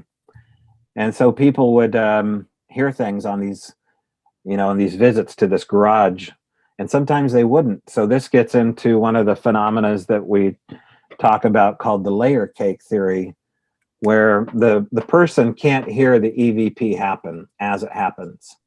They have to have a layer of electronic with them, or the person listening in a separate spot has to have a layer of electronics. So the more you layer those electronics, the more success rate you're going to have of trying to get audio or video in there. So that was cool. I know that Lisa had something happen to her, and her neighbor had something happen to her, and pretty much everybody we brought there had an experience in and around the property. We did bring Ron Moorhead to the property overnight, and I don't think anything happened to him, but there was a gift left that night. There's a very unusual gift left in front of somebody's camper trailer, and it was a plastic lily pad like you would put inside of a pond. Yeah. That was set in front of somebody's door. And so we would find that a lot of these gifts were like toys. They seemed like they were found toys, and they were placed in and around the property. And so that was the story of the gifting.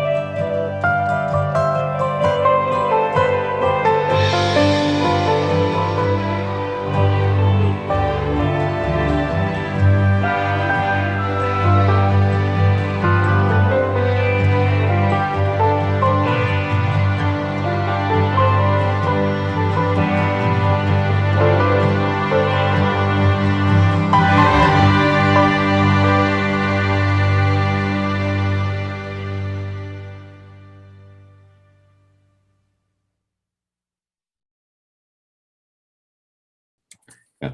Have you had any experiences like what was Daryl's wife's name again? Cindy, right? Cindy, yeah. Where she she asked for something and then it happened. Have you had experiences like that where you asked for something or you thought something or thought or a question and then it happened? Have you experienced that too yourself? Well, The reason I ask is because I don't think it's only like a verbal.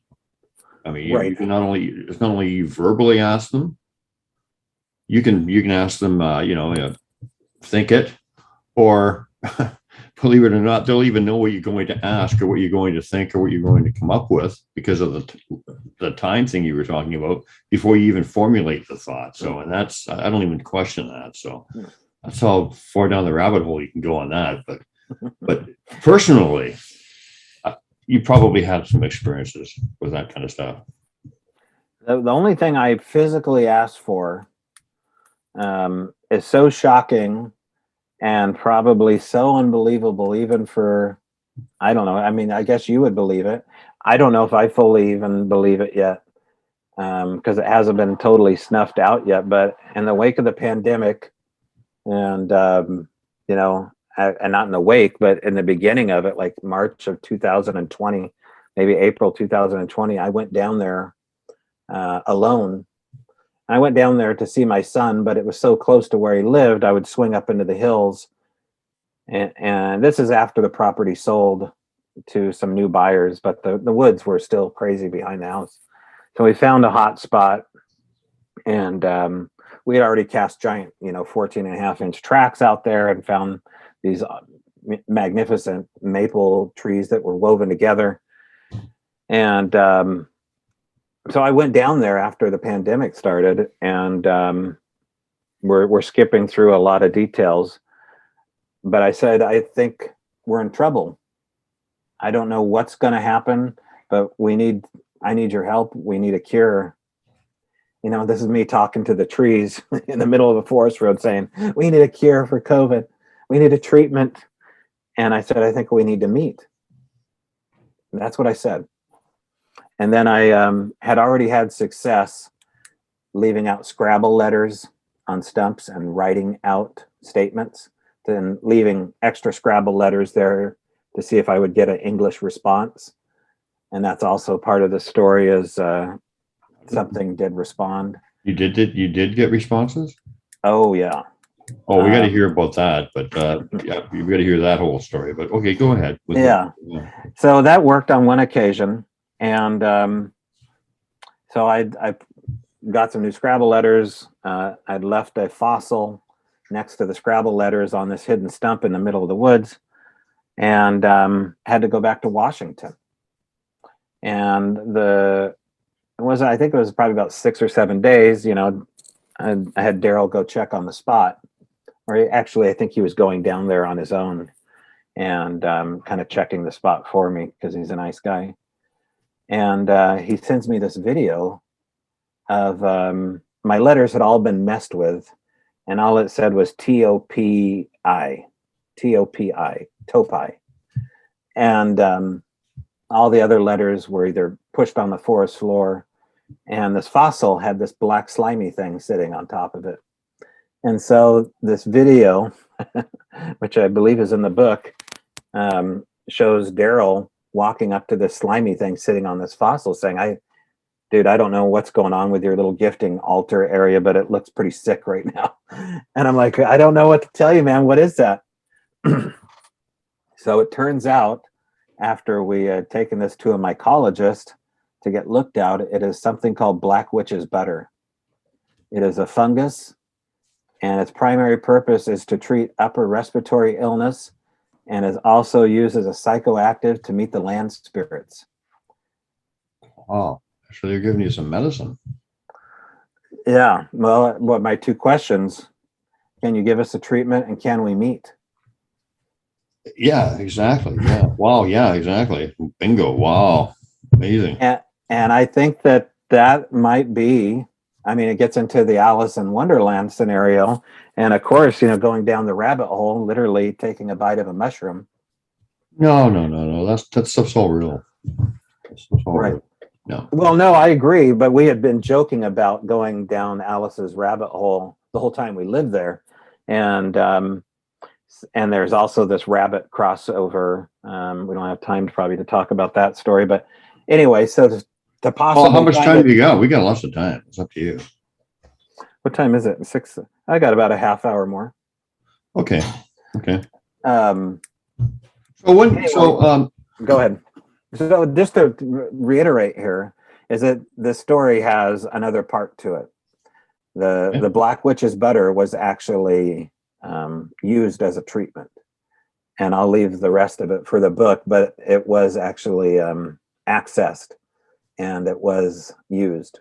Yeah. And, So I don't think, I've known you for quite a few years. I don't think you ever had a closed mind. I think you were very pragmatic, which is good, because I'm still pragmatic, and you still have to use discernment.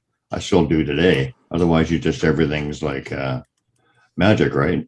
And like you just then you're losing your focus. I mean, you have to have discernment and all that stuff. But when did you kind of go from? I don't know how you started in on this. You were kind of just like an investigator to see if there were. I was just a junk. I was a junkie, dude, just looking for a sighting. But what was there? Yeah, but was there a moment in your journey with these great forest people where you said, "Wait a minute, I'm dealing with more than an ape here or something," and you said, "Okay, I can't deny this anymore. There's something really going on that I can't explain, like logically or whatever." Was there that moment when you said, "Okay, this is not what I thought, or this is more than I thought"? Right. I mean, it was cumulative. The light that I saw with Beth certainly was a profound enough experience for, I think, anybody. I mean, you take someone like, of course, that was the first big, huge experience. I mean, I could somehow, when the guys had the dread response running down the mountain, I could still put that in a category like, well, maybe it was, a psychosomatic experience of us all freaking out together. There was nothing I saw that night, and maybe I just misread everybody as being impressionable and having PTSD, or possibly in running down the mountain. So I could still rationalize it somehow. The lights I saw with Beth, I could not rationalize. In fact, we were just out in the woods, my son and I, with Tom Powell last week, and Jude and I swear we saw orbs. I mean, it looked exactly like what I'd seen before, but we found that there was an access road, and the access road was a spot where you could see the campfire, and it could have been headlights. So I'm always trying to debunk, and that's like last week, possibly misidentified these orbs. That is not what I'm talking about here. When I saw these lights, I mean, put yourself in the deepest, darkest woods on a ridge line. Like, let's say you're at a basketball game and you're, at the top of the bleachers, and down there in center court, you see space and time rip out in front of you, like that far away. You're not too far, right? Right in the open. And to have your tent move 49 feet and then something run up behind you and see all these giant, stick structures and small stick structures bound together with pitch and mud, like something had taken an epoxy of pitch and mud and glue and X together and then bind them and stick them in these giant muddy steps going up to nowhere. Forget about it, man. It's just like, okay, the stuff probably happens. I haven't had a sighting yet, but this is enough anecdotal evidence that I could admit it into court.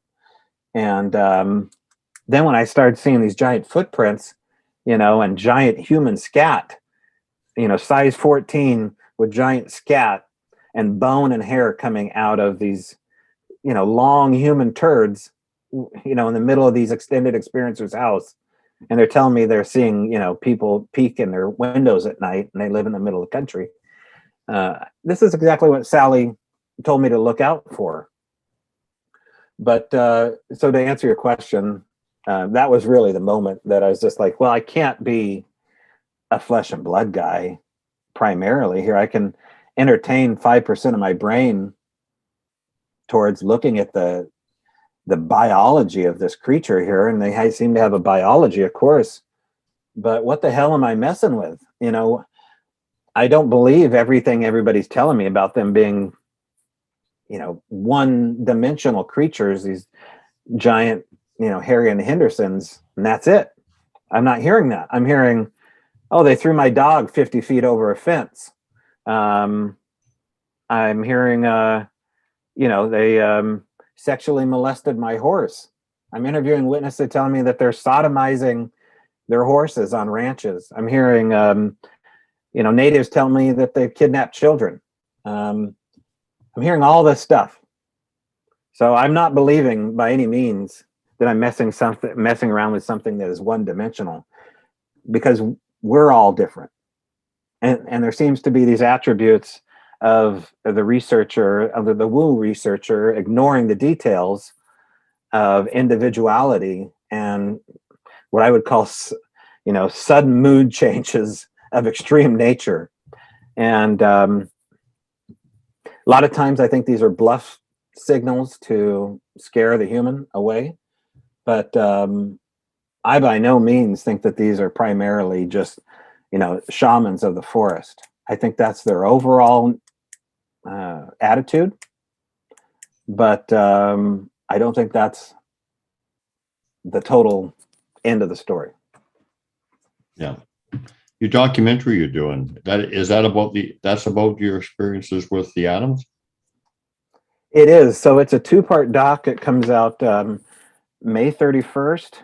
It's called Flash of Beauty, Bigfoot Revealed. And it's been 2.5 years in the making. It's shot all over America, primarily shot in the Pacific Northwest. It's broken up into 2 chapters. And the first chapter is on the flesh and blood experience of the witness and what happens to the witness after they saw Bigfoot, how their life changed. This is an important documentary that will fundamentally shift the conversation of Sasquatch forever. It's probably the most beautiful documentary shot in nature that I've ever seen. It just happens to be a Bigfoot documentary, incredibly shot by lead cinematographer Michael Ferry out of Portland, Oregon. And it is a passion project done by a husband and wife, Brett Eichenberger and Jill Remensnyder of Resonance Production. And they invited me and Daryl along for the ride here. And so since day one, we've been with them and watched them build this film. And so part 1 is on the flesh and blood, part 2 is on the stranger side.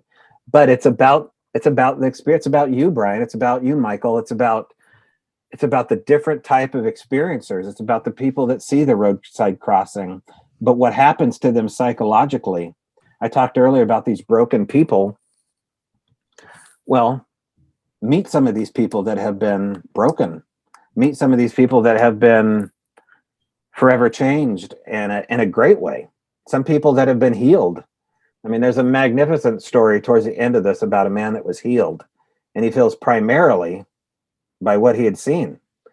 That is also a part of the Sasquatch experience, is what I would call godlike healing. Can you tell us a little bit about that story, or is that letting? Oh yeah. What was that story about the healing story? Because I'm interested in. Yeah, it involves an elderly man, and he lives in a place called Vernal, Utah, and he had an incredible sighting up in Alaska, and it resulted in a miraculous healing he feels from that sighting. The story goes on from there. His daughter ended up having experience as well. But get into details about the healing and stuff. Okay. Well, let's go back to people that have talked about healing. If you talk to someone like Dr. Matt Johnson, Matt is a controversial researcher, but he's one of the first people that told me that people can come to his research area and experience healings. Yeah. And I had a problem with that because it just sounded like bullshit. It sounded like pie in the sky, Benny Hinn bullshit to me. Like going to see a healing preacher, just like, yeah, whatever, dude. They're gonna go rub their hand on your inner thigh and heal your prostate. It sounds like a crazy man. I totally understand your thoughts on that. But yeah, I mean, it does sound crazy, doesn't it? But people have these experiences, man, where they go into these hot spots and they have these sudden onset of miraculous healings. Yeah. After I was left this black witch's butter, anything's possible as far as I'm concerned. I experienced stuff at the Al Moon Lab that I attribute to levitation. I don't talk about that a lot, but it was like my last night on the property. You levitated, or you saw a Sasquatch No. levitate? I levitated. Very cool. It wasn't like a possession, folks. Anytime anybody says levitation, they go automatically to Blair. No, we're not talking about exorcist here. It was like I was moved, like if you took two magnets and flipped them over, there'd be that reverse polarity. And it's a very gentle kind of spongy feeling to the magnets. That's what I'm talking about, where I slid to the left of the cot and I could hear the fabric of my sleeping bag move as I slid. And at first I thought I was having an OBE. And so I stayed up and waited to see if it happened again. And this is an incredible story all around what happened that night. But something happened to where I was above the cot and shifted to the left. And I can't imagine what else it was other than some kind of levitation. Now, that sounds like some of the healings that happened too, where people describe a hot feeling, like a warm, like being in a warm bath or something like that, or they feel a vibration or a tonal. Brian, have you had an experience like that? I'm seeing a lot of head nodding. With healings and stuff, or yeah. Yeah, personally, and also I've known a lot of people who have been healed. I've witnessed it actually in person. Yeah. Okay. Yeah, so it's a real thing. Yeah.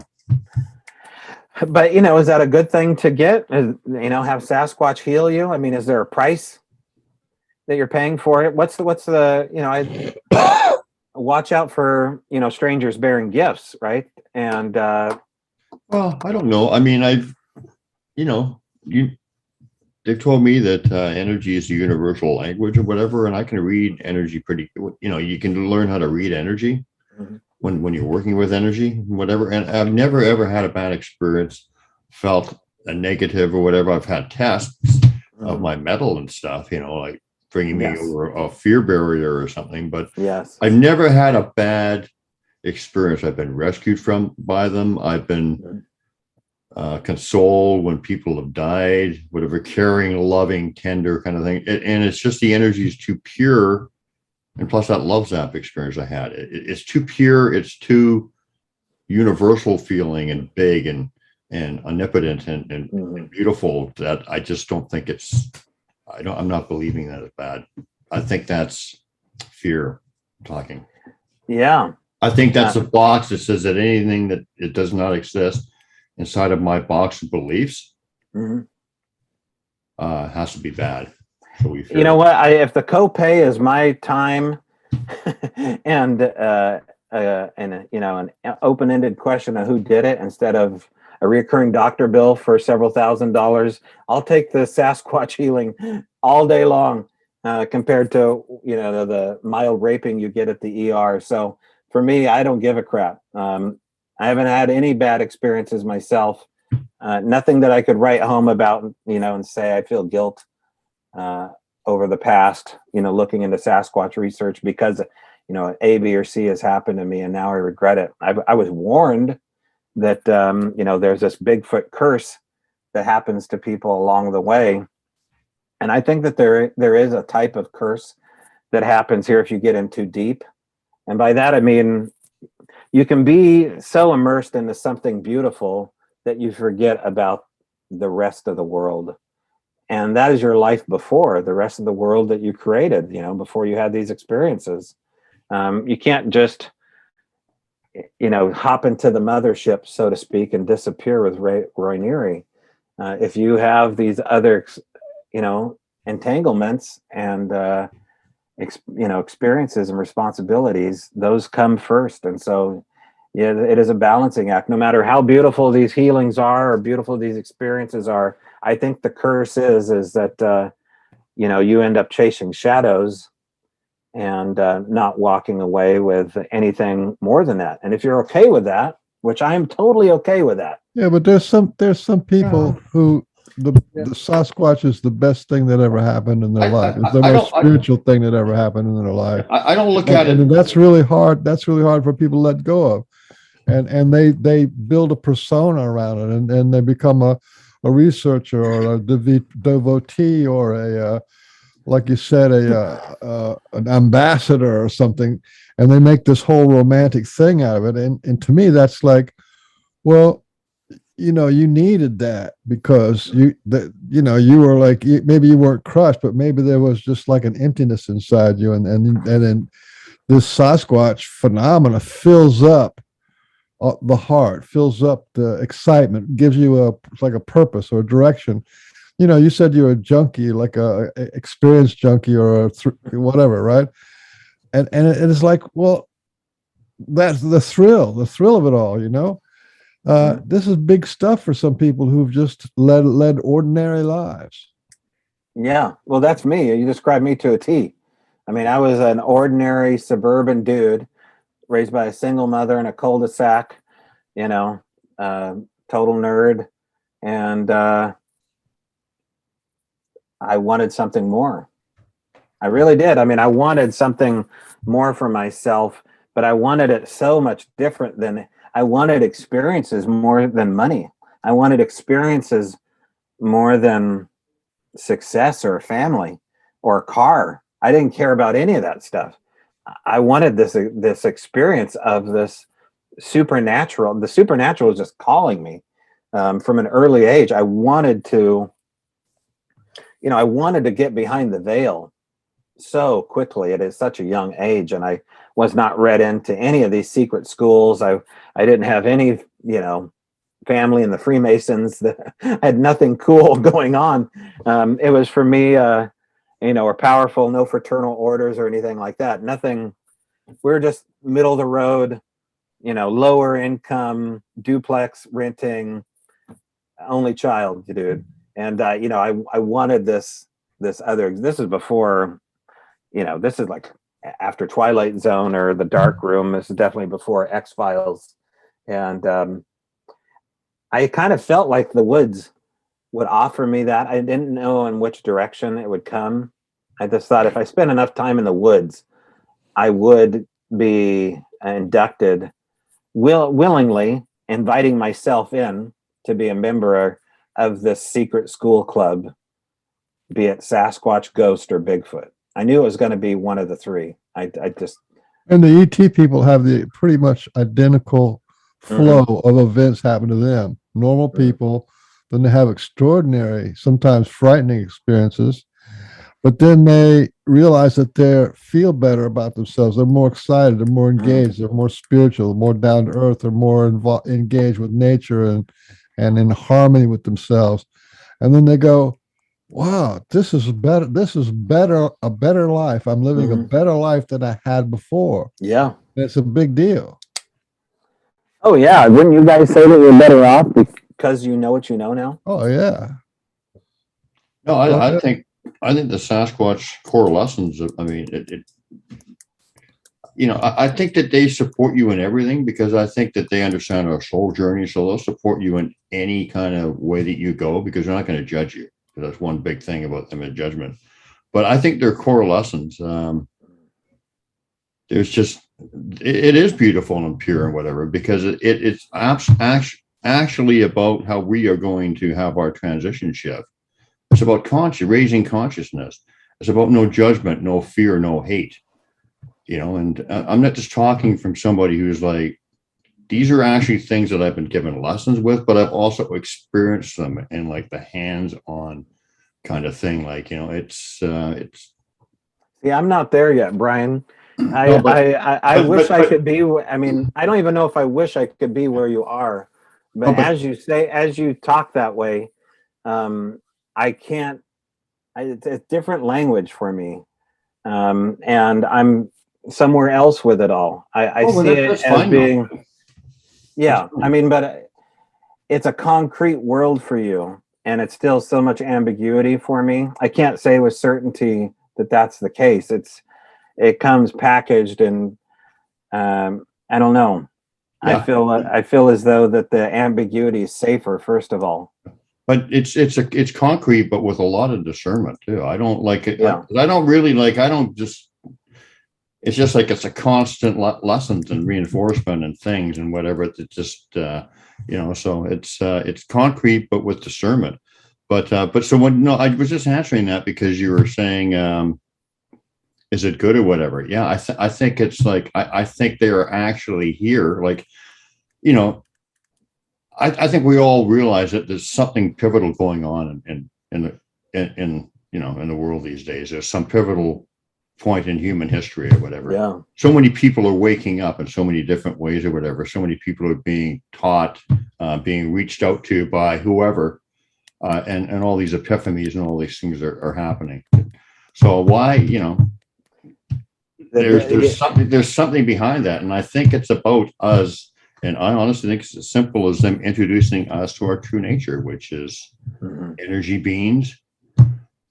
When you have your vibration on a high energy, you don't have those negative thoughts of separation, hate, fear, jealousy, all that stuff. None of the stuff that plagues humanity, and I've said this many times, but can touch us, because everything is based on fear and division too, right? I mean, that's all a lie too. I don't want to get into all that kind of thing though, but that's where I'm. No, but then you get into the nature of, the quantum physics and the studies they've done on observation, where observing an object affects whether or not it changes. So you change things by actually observing them. And this has been proven to be true. And quantum entanglement. Don't forget the quantum entanglement, because that's right. where all the woo happens, by quantum entanglement. That means when the SASQUATCH moves, you feel it, no matter where they are. I'm not there yet, but I believe you. No, you are there. You just don't recognize it. I call it gas. A lot of the stuff is look, this is so fundamental and so natural that it happens all the time. A lot of the stuff is so subtle.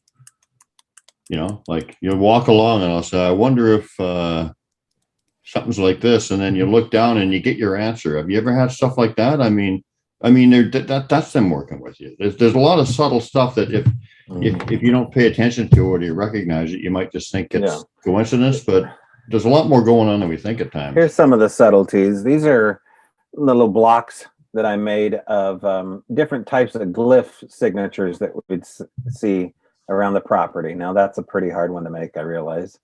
That one's a little dirty. Here's one that kind of looks like a Blair Witch symbol. And there's another one. But we would see glyphs, and I know you've written a book about it. And glyphs are part of that subtle communication. And it is a beautiful language, letter, art form. It is to be looked at as a total honor when you have these, in my opinion, not a warning, but an honor when they start leaving you glyphs. And in our case, I was very skeptical over finding glyphs out in nature because of the abundance of possibilities out in nature leaving sticks. But when you have a controlled area like this gravel pit that I was living on, and you have the same 4 twigs rearranged time and time again, I think 24 different glyphs we were able to chronicle and study. And I don't really know what of course I don't know what they mean. They never told me.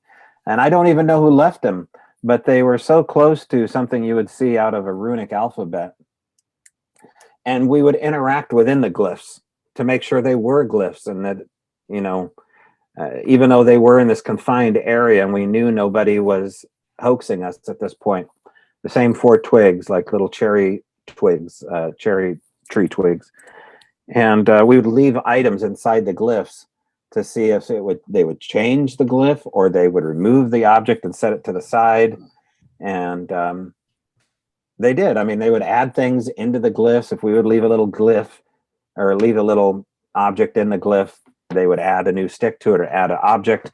It left at the end of all this here. Tom Powell comes out to the property and tells me to start playing tic-tac-toe, which is a glyph.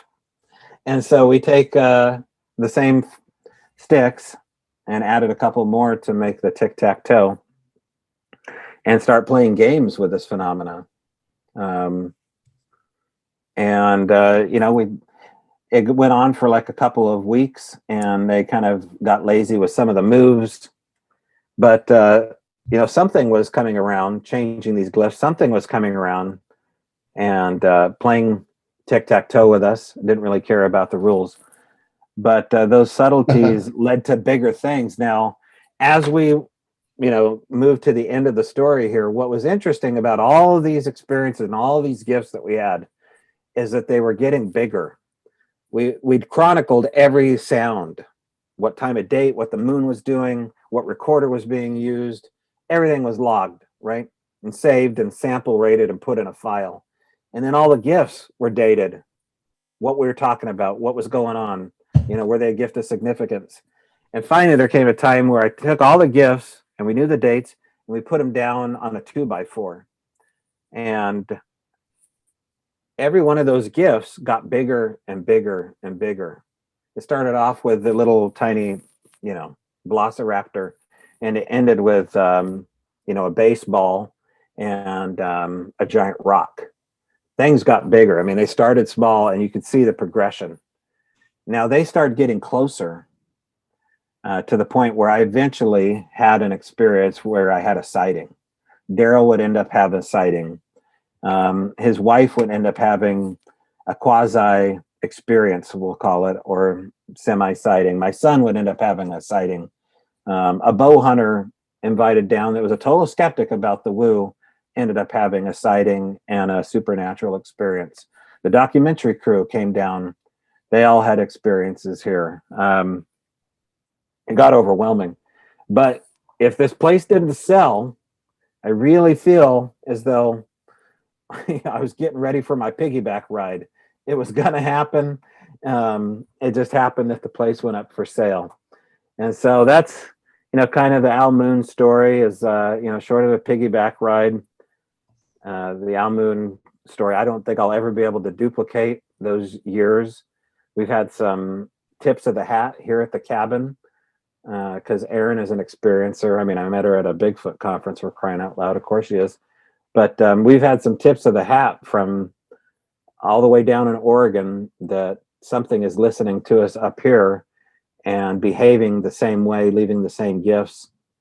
And that's calmed down quite a bit since COVID, to be honest. Things have kind of been dead up here.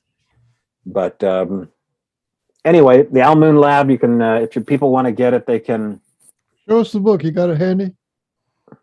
I'm sold out of the books, but you can go on Amazon, or if you're out in Forks, Washington, home of Twilight, vampires, and werewolves, there's a huge conference. I think we only have 250 tickets available. And it's a place called SASQUATCH, the Legend gift store in Forks, Washington. That's where this book is available, along with all sorts of other stuff, including a 8.5 foot tall Bigfoot that I created for him, and Biggie and chainsaw sculpting. I took the chainsaw sculpting when I moved up to Washington. So they have some of those. And there's a big conference, I should mention this, on Memorial Day weekend, the 28th and 29th in Forks, Washington. Tickets are only $20. It's an outdoor festival mainly, but indoor as well for the speakers. And it's going to be a great event. And the documentary is going to premiere there. It's called Flash of Beauty, Bigfoot Revealed, Part 1. Wow. And it looks at the Al Moon Lab in the beginning stages when we find the knee impressions. And then later on in the summer, Part 2 will come out. But if you want to see the premiere and have 2 days of Bigfooting, meeting Twilight fans, I suppose, as well, and Forks, which is also a very squatchy place, you can check that out. You go to SasquatchTheLegend.com and get your ticket. But if you want to support the author, you could go on Amazon and you could get a copy or any place where other books are sold. And it's called The Al Moon Lab, a shared paranormal experiment, and it is it's an interactive book. So if you want to experience this audio, if you want to see some of the videos that we shot and see some of the documentation, you can have a nice little read and bedtime story with the kids. Awesome. You know, I think Sue's planning to go into that one fork, so you can say hi to her when she's up there. Yeah, I think her and Marcia, I should mention, Sue is going to, is it Sue Bland now, right? Not legally, but that's what we call her. Well, Funky Sue Funkhauser, Susan Well, I mean, Bland. she is my wife, but on the paper, she's not called Bland yet, but maybe eventually. But yeah, we call her Sue Bland. Is Trudeau approve of this marriage? Yeah. We have to ask Castro. He froze the account when he found out they got married without his permission. Well, they were one of the Cupid things, you know. They brought us together. I'm sure they brought you and your lovely lady together, Erin. I was going to mention too that Marcia K. Moore is going to show up also at this conference. So if you haven't had a chance to meet someone who studied not only Sasquatch but the elongated skulls, the Procus skulls, and done tremendous, almost forensic recreations, digital and out of clay, of these Procus people.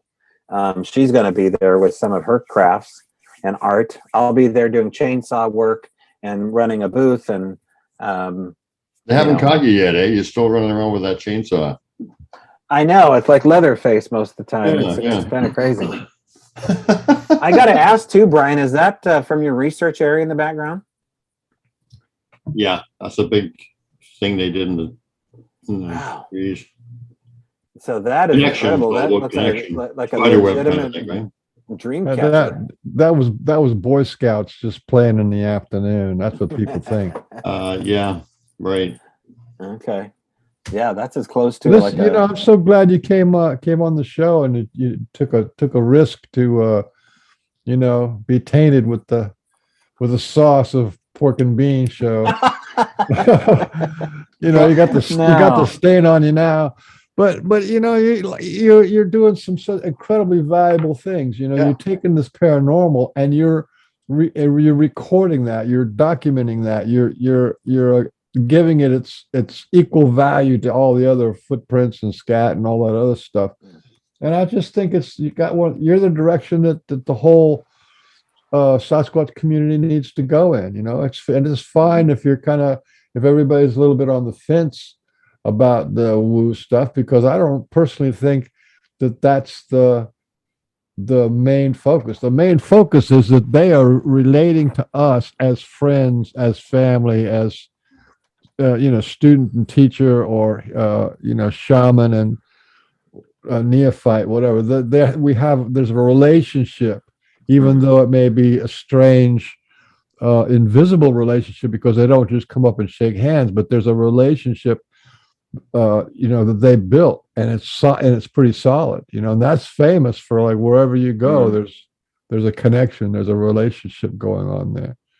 I just want to make perfectly clear, don't be afraid of this phenomenon. If you're listening to this podcast for the first time and you're interested in doing this and you want a spectacular open-ended mystery and you don't mind chasing shadows, this is the perfect thing to get involved with. And it is thrilling once you find out that this actually can happen to ordinary people. You don't have to be smart to have this happen. You just have to be persistent.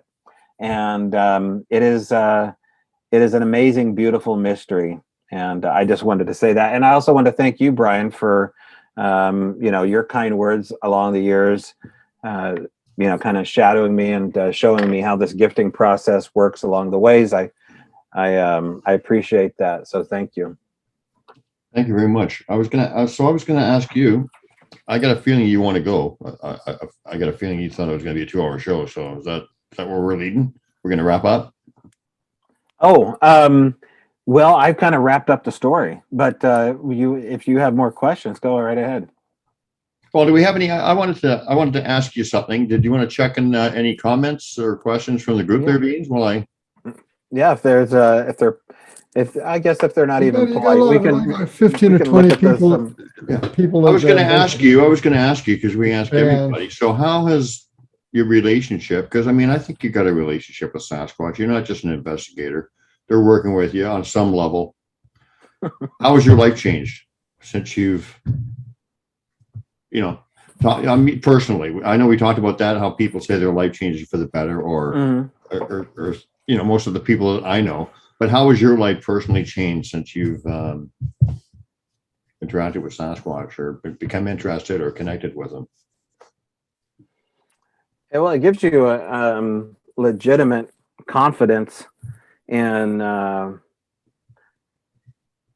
ambiguity that is living in this pandemic, because we live in such an, and I hate to harp on this issue, and I'm not going to make it controversial, but because every day we kind of wake up and have mini strokes when we turn on the news and hear about some new crazy thing that came out of the president's mouth or the prime minister's mouth or some new scandal. The world is not, there's no certainty to this life. I know that. But we would all agree that the last 3 years have been extra special with uncertainty.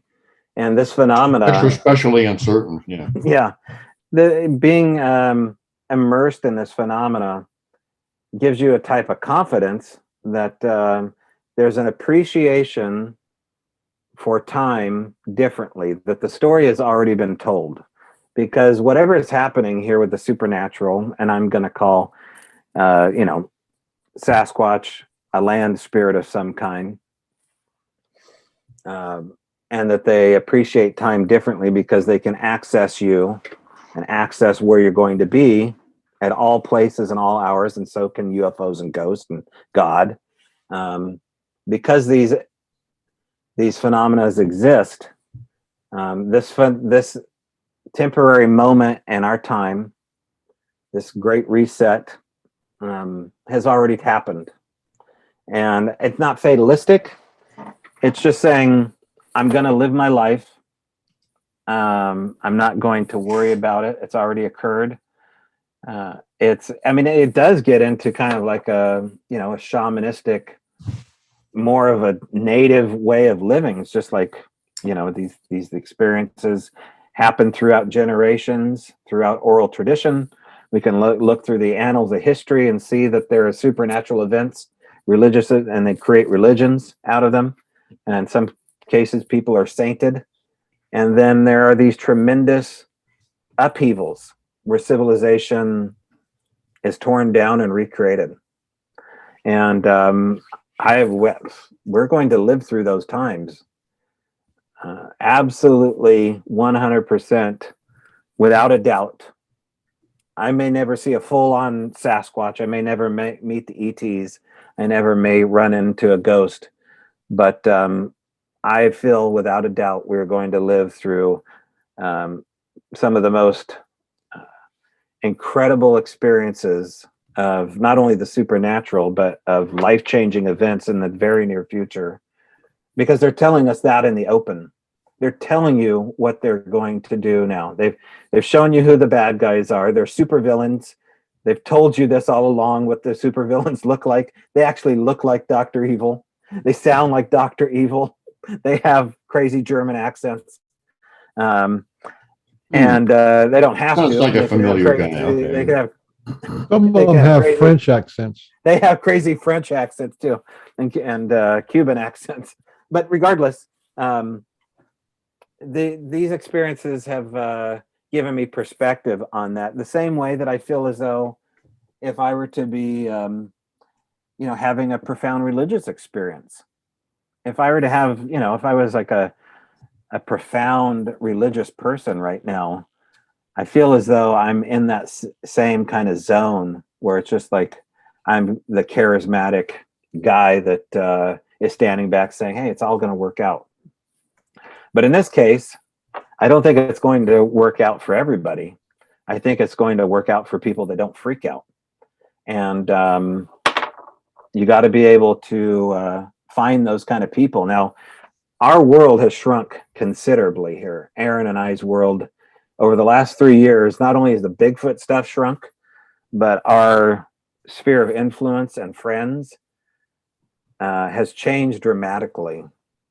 And I mean, here we are trying to move to Idaho, which was like the last place that two artists in the Pacific Northwest are ever thought to move, right? Generally speaking, especially northern Idaho. And here was our ultimate goal, was to get out of what we would call tyranny out here and get to a free state. Now I'm kind of showing my cards. I don't care. But, that kind of confidence not only comes out of the fact that now you can't mince your words, but it's also having these experiences where it's just like, no, I know that I'm going to be okay, because I already know that beyond the veil of what people can experience is this other hidden world. And eventually I'll be able to access it. I don't think I can with all this flesh and bone stuff going on. I think you have to be at a different vibrational state, in this case, some kind of spirit, in order to access it. So ultimately, I think we all have that kind of moment. It sounds like I'm talking about you guys joining a cult right now, which is not my message, that you guys are going to join Heaven's Gate. But I think eventually we'll all be okay and have that experience when we pass on. And I don't really care how it happens for me. It's ultimately, what's your greatest fear right now? Is that you're going to die of some kind of painful death, penniless, and they can't take away my freedom. Not the. I'm not worried about. Last question is I'll give you the Sasquatch Chronicles question. What do you think the Sasquatch people really are? Land spirit. According to my question to them, can we meet? And I don't think you were here for this part, Michael. Then they gave me that mushroom. It was to meet the land spirits. It was also for medicinal purposes as well. But I think that is the perfect name for them in my case, because they have the attributes of this, of the land. They access the land. They seem to need the land, including the trees, especially. And they are of a spirit form. And I think that's mainly how they exist, because we could get into this later, but getting into the vibrational frequency of weight displacement, finding tracks in the gravel, embedded into the gravel down to the hard pan, something is happening besides weight displacement. And I think that when they're in this non-physical state and they leave an impression, it is far too deep in some cases. In this case, embedded into the gravel at a 90-degree angle down to the hard pan, so the rocks penetrate into the hard pan. And other researchers like Henry Franzoni has told me this too, is that a lot of these tracks seem to be inadequately light or shifting down too deep into the substrate at a 90-degree angle. So I think that puts them in some kind of non-physical state to do that. You ever heard of Rudolf Steiner? No. He did he was kind of a spiritual guy, and I think he did the Waldorf school. That's a school for kids. Oh, okay. Yeah, he was the psychic that they leaned on. Yeah, and he told about the evolution of man and how we ascend and all that kind of stuff. He was, in one of his talks, he was given about animals, and how some animals have higher spirits. And he said there's a class of animals that he called archangel class earth spirits. And when I heard that, I thought, that's who the Sasquatch are. They're archangel class earth spirits. They can do all this stuff and do it on a really high level. Yeah, I think so. I don't. Someone told me once that they were a psychic that was a non-believer, and they did a psychometry reading on a Sasquatch hair that we got off these knee impressions, and they got a reading saying that Sasquatch was part of the fairy world, and I think so too. Part of that existence. I don't know what that existence looks like, This brings you into all different cultures and how they look at the little people and how they look at things like gnomes and giants and something called the Huldafolk of Iceland. You get to know and get to know your supernatural critters a lot easier when you have a larger audience. And that was a nice thing about having a podcast, is you'd be talking to someone in Australia or Iceland, and they would tell you, oh, that's what we call it here, and they present themselves in a similar way, but they dress this way and they do these sort of things, and they're tricksters here, but they're also whatever. And that's been really cool, getting to know an audience, a larger audience than I could at any conference. So are you going to be doing your Strange Bra thing again at some point? That gig was always meant to be a live show. I mean, when the reason it has that name, dude, is because it's a brew house, a bar. And so it's supposed to, strange drinking buddies telling strange Bigfoot stories.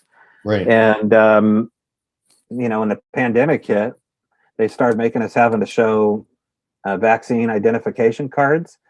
And that's no bueno for me. I'm not going to ask people to do that to come see a show, and I'm not going to do it.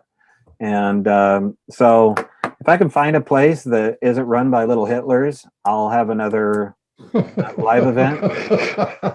But I'm just not bending backwards over for anybody that wants to have a pandemic, little vaccine card. So we'll see what happens. Oh, I thought maybe you had taken it to like a format like this or something.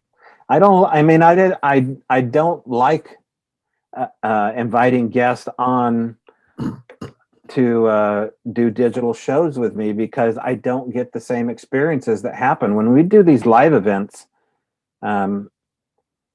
If you're sitting in the audience watching somebody tell a Bigfoot story and having a couple drinks in you and hearing the real truth, that's a visceral experience. I got addicted to that, man.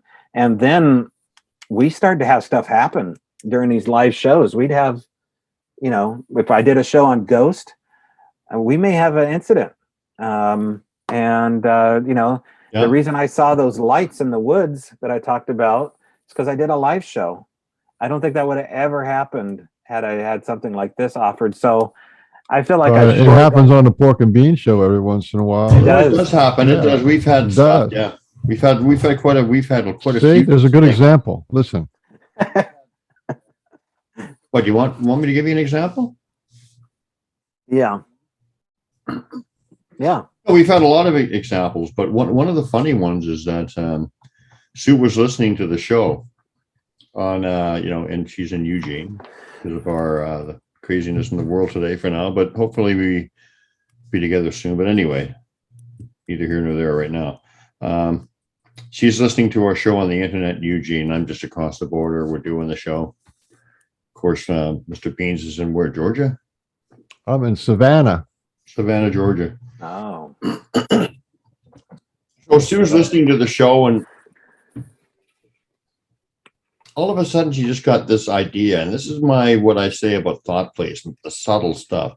You got to pay attention to this kind of stuff, because she didn't get this idea by coincidence. I just know from experience and what happened that she didn't get this idea by coincidence.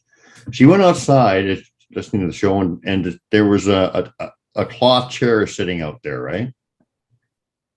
And she went outside for no reason that she can think of, but she saw this cloth chair sitting out in front of the door, and it was kind of raining a little bit, but it's cloth, so she turned it over and then flipped it back for whatever reason. I don't know why. It wasn't even hardly raining hard, but kind of strange behavior, but she did that. Okay. So a couple of minutes later, she decides to go out again for another reason, and she looks at the chair. There's 2 pieces of pork on the chair that she had just flipped over just a few seconds prior, right? So weird. As she's listening to the Pork and Bean show, right? Like 2 little pieces of pork on there. So that, that's the kind of funny stuff, right? You mean like pork steaks? like little, like you know how you when you cut a pork chop up and you'll cut them up with a knife and fork, 2 little pieces. Yeah, That's so cool, but it's so weird in them. yeah.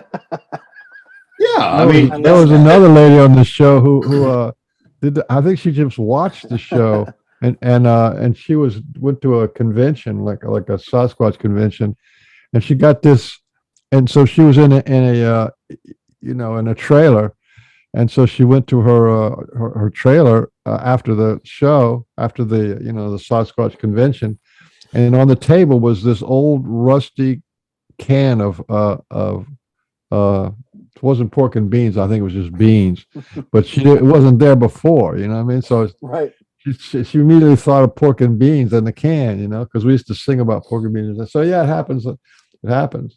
Well, that happens. Stuff like that happens on this show all the time, and probably more than we think.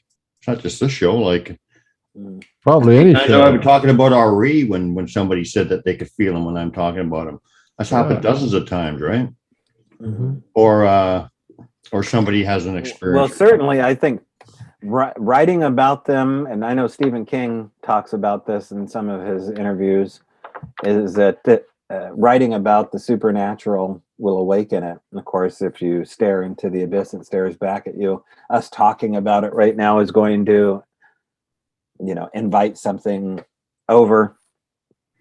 Now, that can be daunting to some of the listeners here, but generally, it's exactly what these gentlemen are saying. It's a very nuanced, tailor-made experience, like a piece of pork, which if you tried to explain that pork story to anybody else but a Bigfooter, I don't even know if people in the UFO world have to deal with this, or ghost hunters.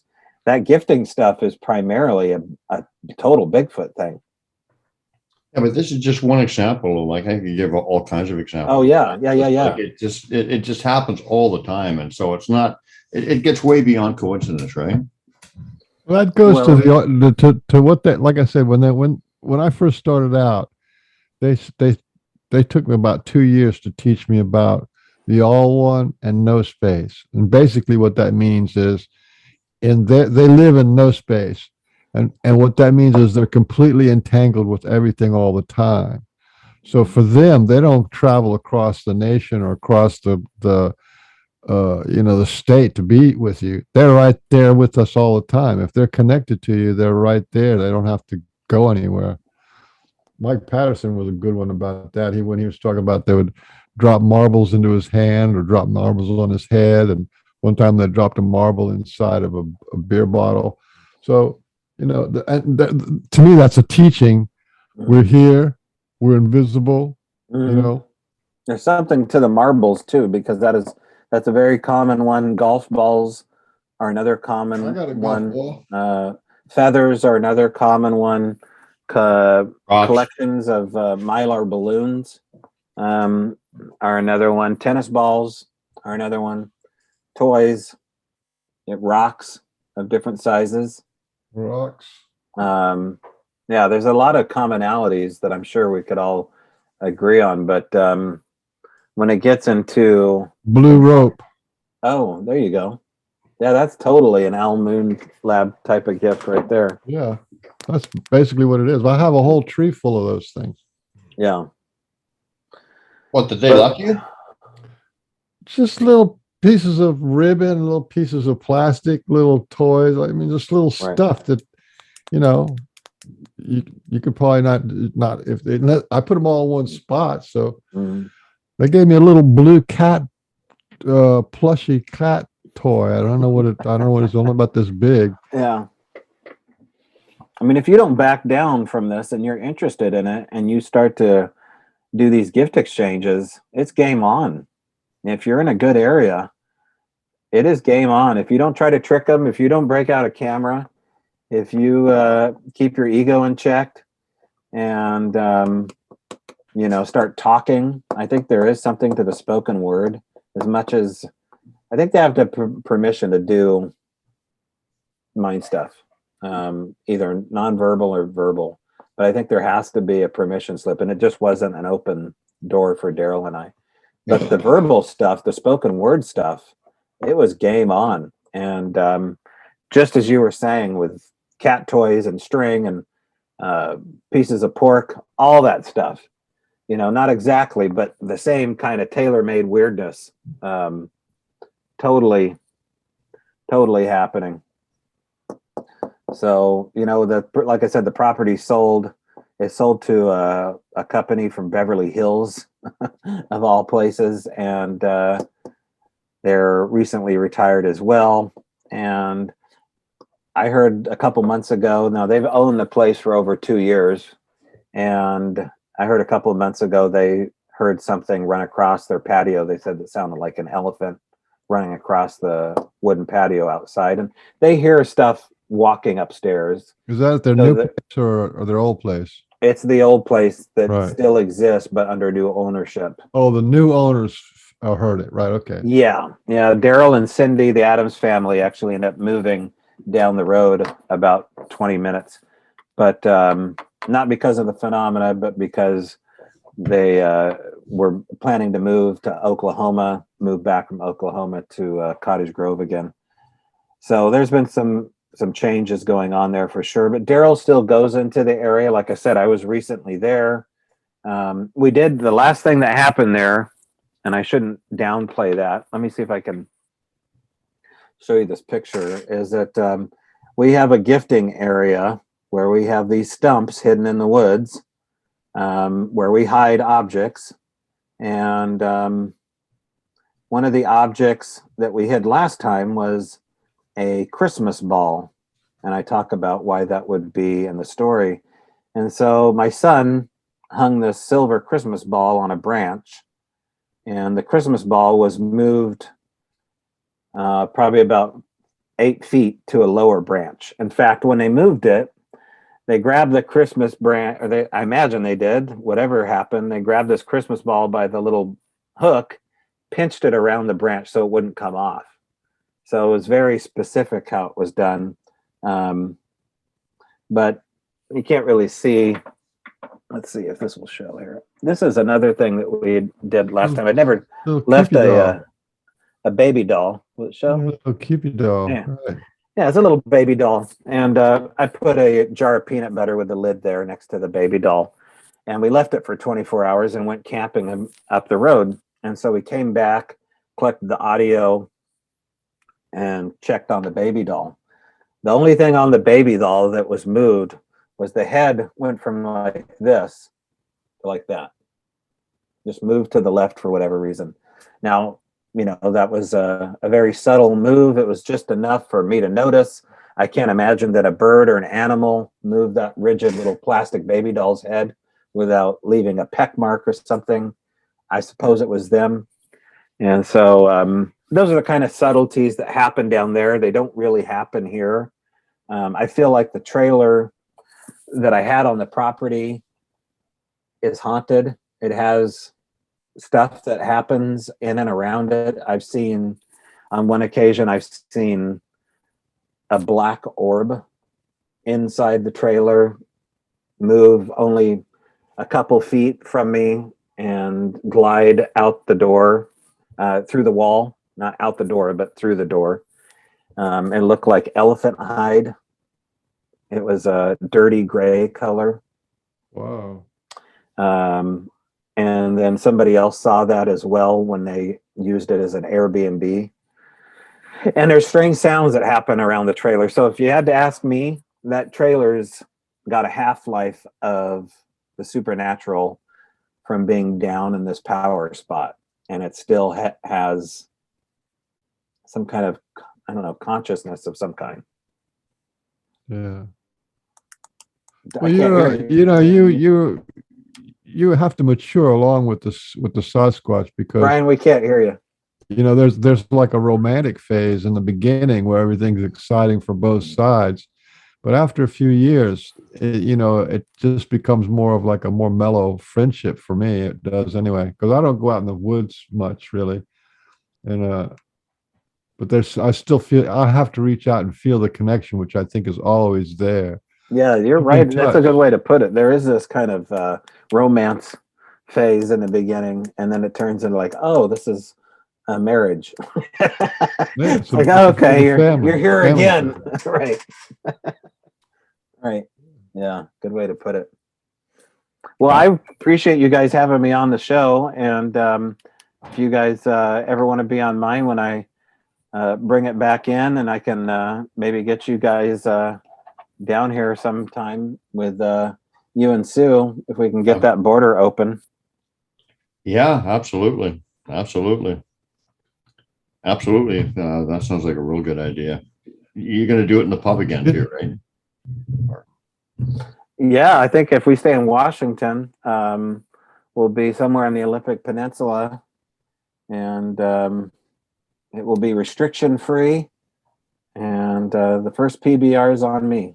Yeah, I like that idea. I mean, I like the format that we do it too, but I agree with you. Doing it in a live kind of setting and sitting down and listening to people's stories is a really neat way to go about it too.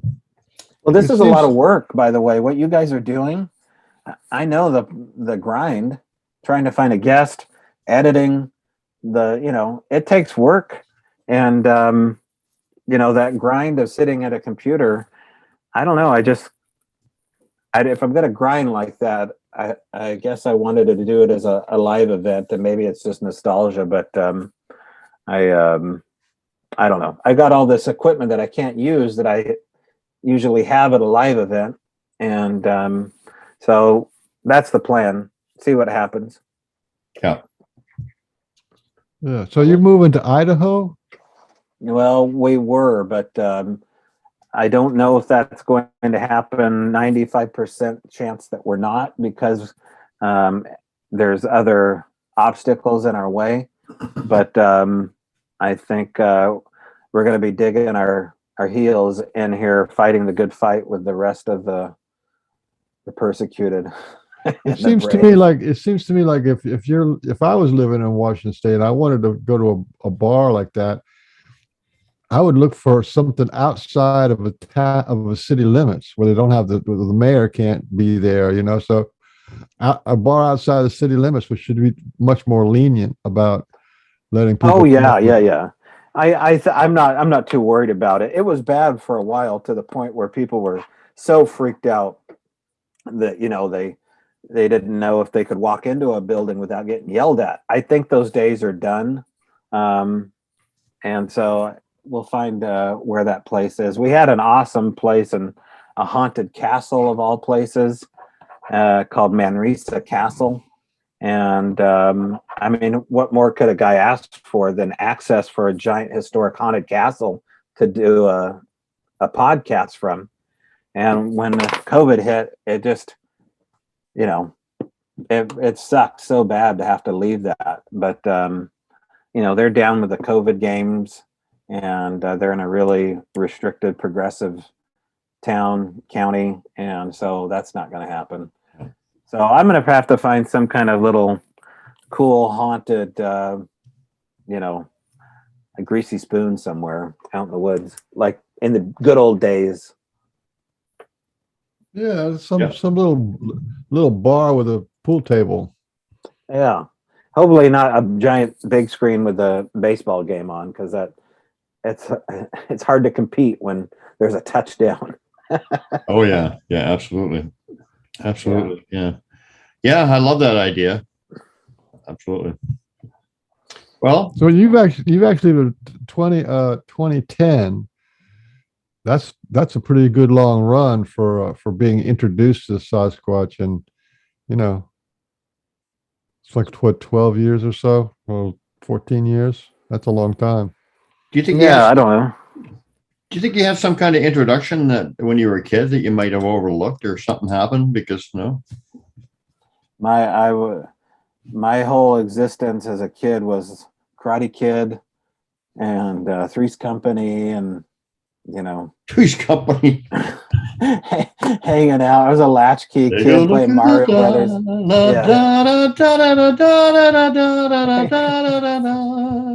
Come and knock on our door. We've been waiting for you. Yeah. Oh, you can sing the words though. That's the sad part. See, I was just humming it. The Regal Beagle, man. Of course. If I could find the Regal Beagle of the Olympic Peninsula and do a podcast from the Regal Beagle with a reincarnation of Larry and Mr. Furley, I would be tickled pink. Mr. Furley, is that Don Knotts or the Yeah. other guy? That was Mr. Roper. He was the Mr. cranky one. Roper Mr. was the Furley other was, guy, yeah. his hands were lethal weapons. He wore the. Okay, well, I guess we should wrap it up. All right, man. Well, I appreciate you. Thank you so much. Well, I was Nice going to to meet ask everybody you just, I again. was going to ask you just quickly, and that could lead on to something, but just quickly, do you think that it was all Sasquatch? I know you said you weren't sure, but do you think it was all Sasquatch going on at the Owl Moon? No, No? it wasn't. The Owl Moon Lab. That's You think it was the all book, three? right? It was ghosts, Sasquatch, and what was the other The one? Hebrons. And the what? Well, it's in the book, but it's a link to a place south of Jerusalem called the Land of Hebron, and it also reaches into Ukraine. I know that sounds crazy, but I mean, there's a link to that property? yeah. Oh my God. Well, maybe, do you want to share that with us? How Or does should we it read the get to book? Ukraine? Is somebody from Ukraine Ah. brought it or something? Well, let's leave it for the pages. But there was stuff that was falling in our lap, pointing to a land south of Jerusalem called Hebron, and it was also a place close to the property called Hebron. And the story behind Hebron has to do with the Book of Genesis and a post-flood world. And people can research Hebron right now and go see what Hebron was known for. It's certainly tied to Post-flood Bigfoot. world. Huh, Yeah, interesting. Wow, that sounds like worthwhile picking up the book just to hear the rest of that. Unbelievable. Unbelievable. Well, you sound like, to me, you're like the perfect, you're in the perfect position, Toby. Like you're very open-minded.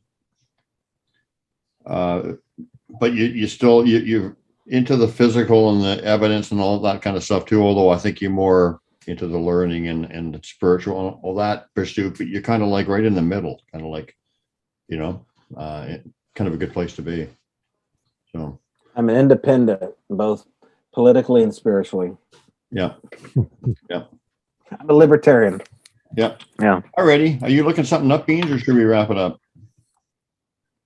I'm trying to go through the people. Got a lot of people on to watching, and I'm giving them little hearts.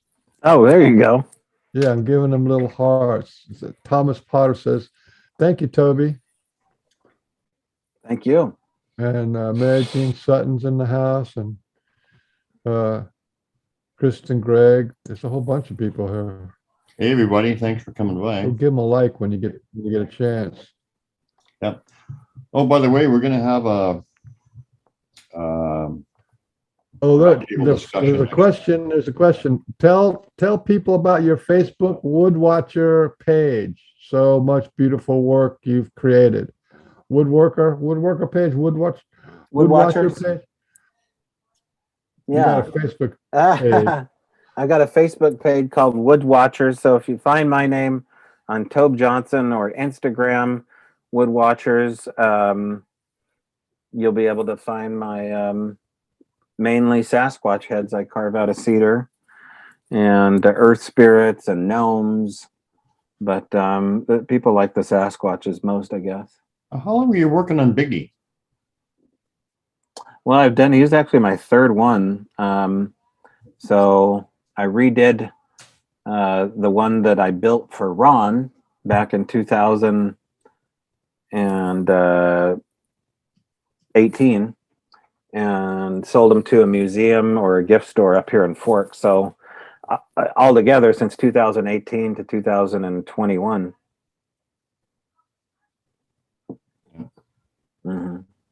Anything else, Mr. Beans? And he's for sale. So if anybody's in the Bigfoot market, everything in that museum or gift store is for sale. Everything on the wall.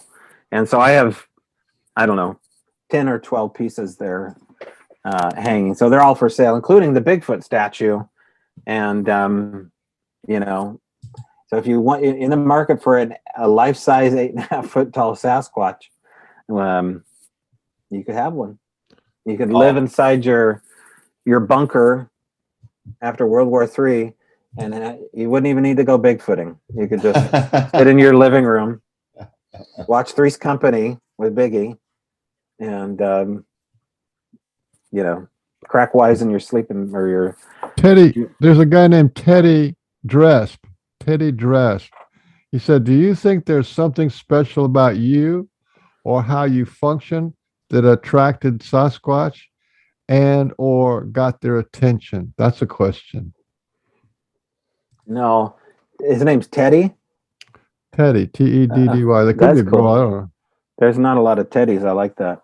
Well, Teddy, no, nothing special about me. I think it was persistence and timing, and mainly persistence. I didn't give up. I just always. I mean, I would drive out to the middle of the country and knock on total strangers' doors because I thought it looked squatchy, and you could get shot doing that, But more often than not, I'd meet nice, cool people, and they'd end up telling me a crazy story that led me down these rabbit holes. And I'm street smart to a degree. I can snuff out who's trouble and who's not, but no, nothing. It's the extended experiencer, right? They're the special one. They have the access point. That's how you have these sightings. You either go to a place name and wait for days or weeks, or you go to where they're already coming. And if you strike up a friendship with these extended experiencers who have it going on with backyard Bigfoot, and they let you hang out, then that to me is the bee's knees. That's how you do this. Yep. And no fear. And also, they like to be talked to just like they're a friend of yours. They don't like to be thought of as weird and different and stuff. Hey, Toby, I know your significant other makes drums and whatever. You want to see my newest drum? Just done today, I think, or yesterday. Oh, yeah. Oh, geez, dude. What? Can I blow that up? Oh, my. Wow. That's impressive. How big a drum is that? My other one. And you had it got out of Eugene. Is it by the same artist? Yeah. Oh, wow. So did he come up with that line work himself? I gave him the inspiration. I said I wanted to have a Sasquatch and Raven shape-shifting. Can you zoom in anymore? Because I'm really a fan of the line work there, knowing what it takes to do precise Indian ink paint. And this is as much as I can do, but then you can't see it all.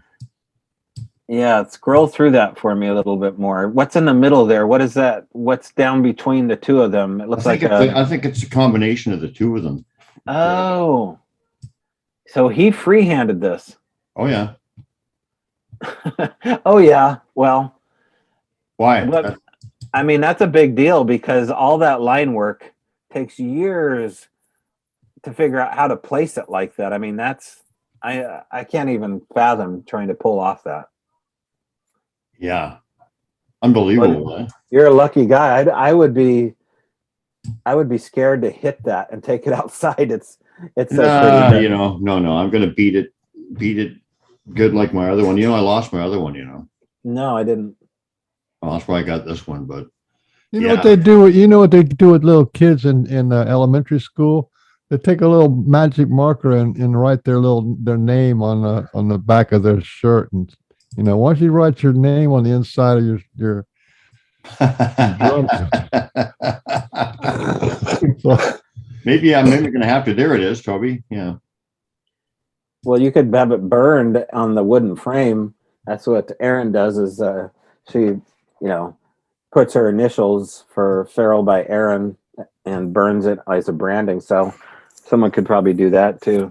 Well, the artist has got his name. No, we do drums periodically. Yeah. Anyway, I can't wait to try it because they all sound so different too and whatever too, right? Yeah, I'm pretty excited. That's a beautiful drum. I'm jealous. I don't have a cool drum like that. I have a drum, but it's a beautiful elk hide drum that she made me, and I haven't painted it yet. But maybe I should get busy with that. You're capable of doing stuff like that, man. You're a fantastic artist. Well, you think that that's really hard? What you're seeing there is like really high end stuff. That's very high end stuff. Yeah, that's better than what I've seen on natives, tribal members' walls at casinos. Some of that stuff is not that good on the walls, and I don't know. Is that guy native? No, just but he channels all of it. Like I just leave it with him. I say, well, I'll tell you what I want generally, and he channels what he wants.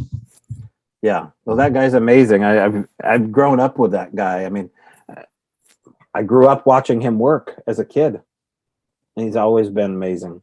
What this guy I'm talking about? Out of Eugene? Yeah. Willie, you know him? Oh, I've talked to him about your drum.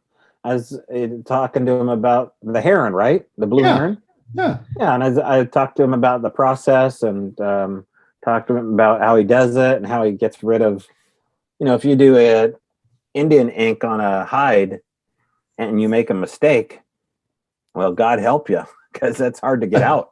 But he showed me how to do it, and so did Aaron. So yeah, all us artists try to figure out how people do stuff. So yeah, I was curious. You draw it out with paper or in pencil first, right? That way you don't make any mistakes. You can do it that way, or you can cut a stencil, or you can put a projector on the wall and put the image and put the hide on the wall and do it that way. Yeah. Yeah. So what's your next project? So we're going to let you go. I'm not going to. What's my next project is what's your next packing project? up. Yeah. So we're selling. We're getting the hell out of here, and that's happening in the next month and a half. The documentary is coming out in the next month and a half. Is that your documentary, or is that you're the main star of the show? No. I'm just a co-producer, and we're just in part 1 and part 2. But Jill and I and Brett have become friends, and Mike, the cinematographer. So we've been planning on how to release this film and how to get it to people, because I'm such an advocate for it. So that's happening. The audiobook will be happening by the end of the year. So you'll be able to have the audiobook of this with all the sounds incorporated. And so, yeah, that's what's going on. Nothing else but trying to move right now. All righty. Well, we could talk forever, but maybe we'll wrap her on up. And thank you for coming by, Tobe. Nice to meet you, Michael. If I'm ever in Savannah, I'll have a mint julep with you. And Brian, if you ever come down here to Washington, dude, you bring Miss Duchess, and we'll have a Guinness and say cheers. I've actually been to the Guinness Brewery. Okay, I haven't never done that. You know what's interesting is it's built over a river. It's like a big creek, but it's a river, and the river. That's why the Guinness tastes better, right? The river is black. Oh, that's why Guinness is so crazy. Yeah, because in Ireland they have peat moss, right? Oh, peat. Yeah, okay. And the peat, after years, it turns into this black dirt. Yeah, right? That makes sense. And so the river goes through these peat bogs, and it's completely black. So I've heard that the Guinness over in Ireland actually tastes a lot different than our version. Yeah, that explains why. I drink a lot of beer over there. I wish I could have said the same. You drank a lot of beer over there? Yeah, I like Murphy's. I like Murphy's Stout better than Guinness. Oh, that's good. And Boddington's, that's another close. Yeah, Harp, the bite you Harp. like. Harp is the bite you like. That's what they say over there. And it rattles after you drink it, and that's not an accident. I saw him drinking poutine in a bar once in County Cork. It was amazing. Yeah. Well, see, I mean, that's are any of us going to be able to do that again in the same way? That's why I think it's so important to. Oh no! Ireland now's got this lockdown. They're really bad. Yeah. So if you can find a place in the woods or the desert or wherever you can find a secure area to go experience these mysteries, including the sky, the oceans below. These mysteries are out here. You don't have to go find leprechauns in Ireland. You don't need to go to, find the mini honey in Hawaii. You can have your own experiences right here in your own, less than an hour from your door, I bet, in most cases. Or in your own house. So my first introduction was in my house. Yeah, good point. Yeah, once you get introduced to them, then I feel them probably as much or more at home than I do in the woods. It helps if you know somebody who knows them. And that's what happened to me. Is I knew somebody who was had long-time friends with the Sasquatch and interacted, and it was their connection. Yeah. When I got the stamp of approval from the friend, then the Sasquatch said, "Okay, here he's cool." Yeah. That's I totally agree. It's like knowing the cheat code to a video game is finding someone who already has a connection. Absolutely. Connection. All right, gentlemen, I appreciate you. Have a good night, and we'll do this soon. Okay. Come back with more stories. I think you got more stories. Oh, maybe we'll come back with the Flash of Beauty guys. Okay, yeah, absolutely. Let's do that. We'll set that up. So on behalf of Port Cunningham and the world's handsomest man, Frank Oliver Beans, and the world's 16th handsomest man, our guest, Tobe Johnson, thanks for tuning into hey man, there's 3 billion men in the world. What are you bitching about? 16 is not bad, right? It's not bad. That's not bad, man. 3 billion men and you're number 16. Come on. Anyway, on behalf of the 1st and the 16th and the us guys, we'd like to thank the Archangel class Earth Spirits. I like that. It rolls off the tongue. Yeah. Archangel class Earth Spirits. We also like to call ourselves the world's foremost ascended disasters too. But anyway, thanks for stopping by. Or descended. Ascended disasters. Extended disasters. Like an ascended master. Oh, I thought you said extended disasters. Yeah. Well, that would apply too. An ascended, extended disaster. Yeah, I love it. Well, you've heard of an ascended master, right? Right? An ascended master, right? Mighty and more ascended disasters. So, my gosh. Same family, just a little bit different. If you've got an Apple computer and they want to install the new Monterey operating system, don't do it, man. The things are rigged to screw up your computer. Everybody's computer's dying. Just thought that was a public service announcement. Okay. All righty. Thanks, Tobe. All right. See you guys. I didn't call him Tobe with the E on the end once. He pushed the button. See, the guy's he's on the ball. He pushed the button. Watch this. See everybody. Thanks for stopping in, and that was a fun show, and we will see you next time. Appreciate you all. Bye for now.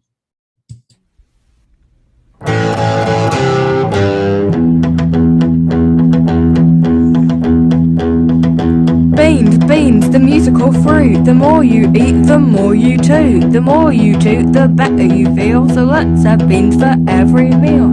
Ate my beans and they were loaded. Went to bed and they exploded.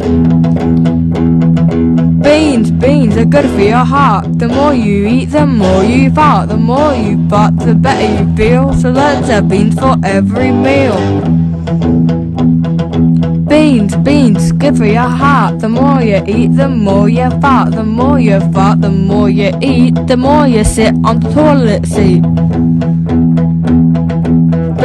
Beans, the musical fruit. The more you eat, the more you toot. The more you toot, the better you feel. So lift up your leg and let one squeal.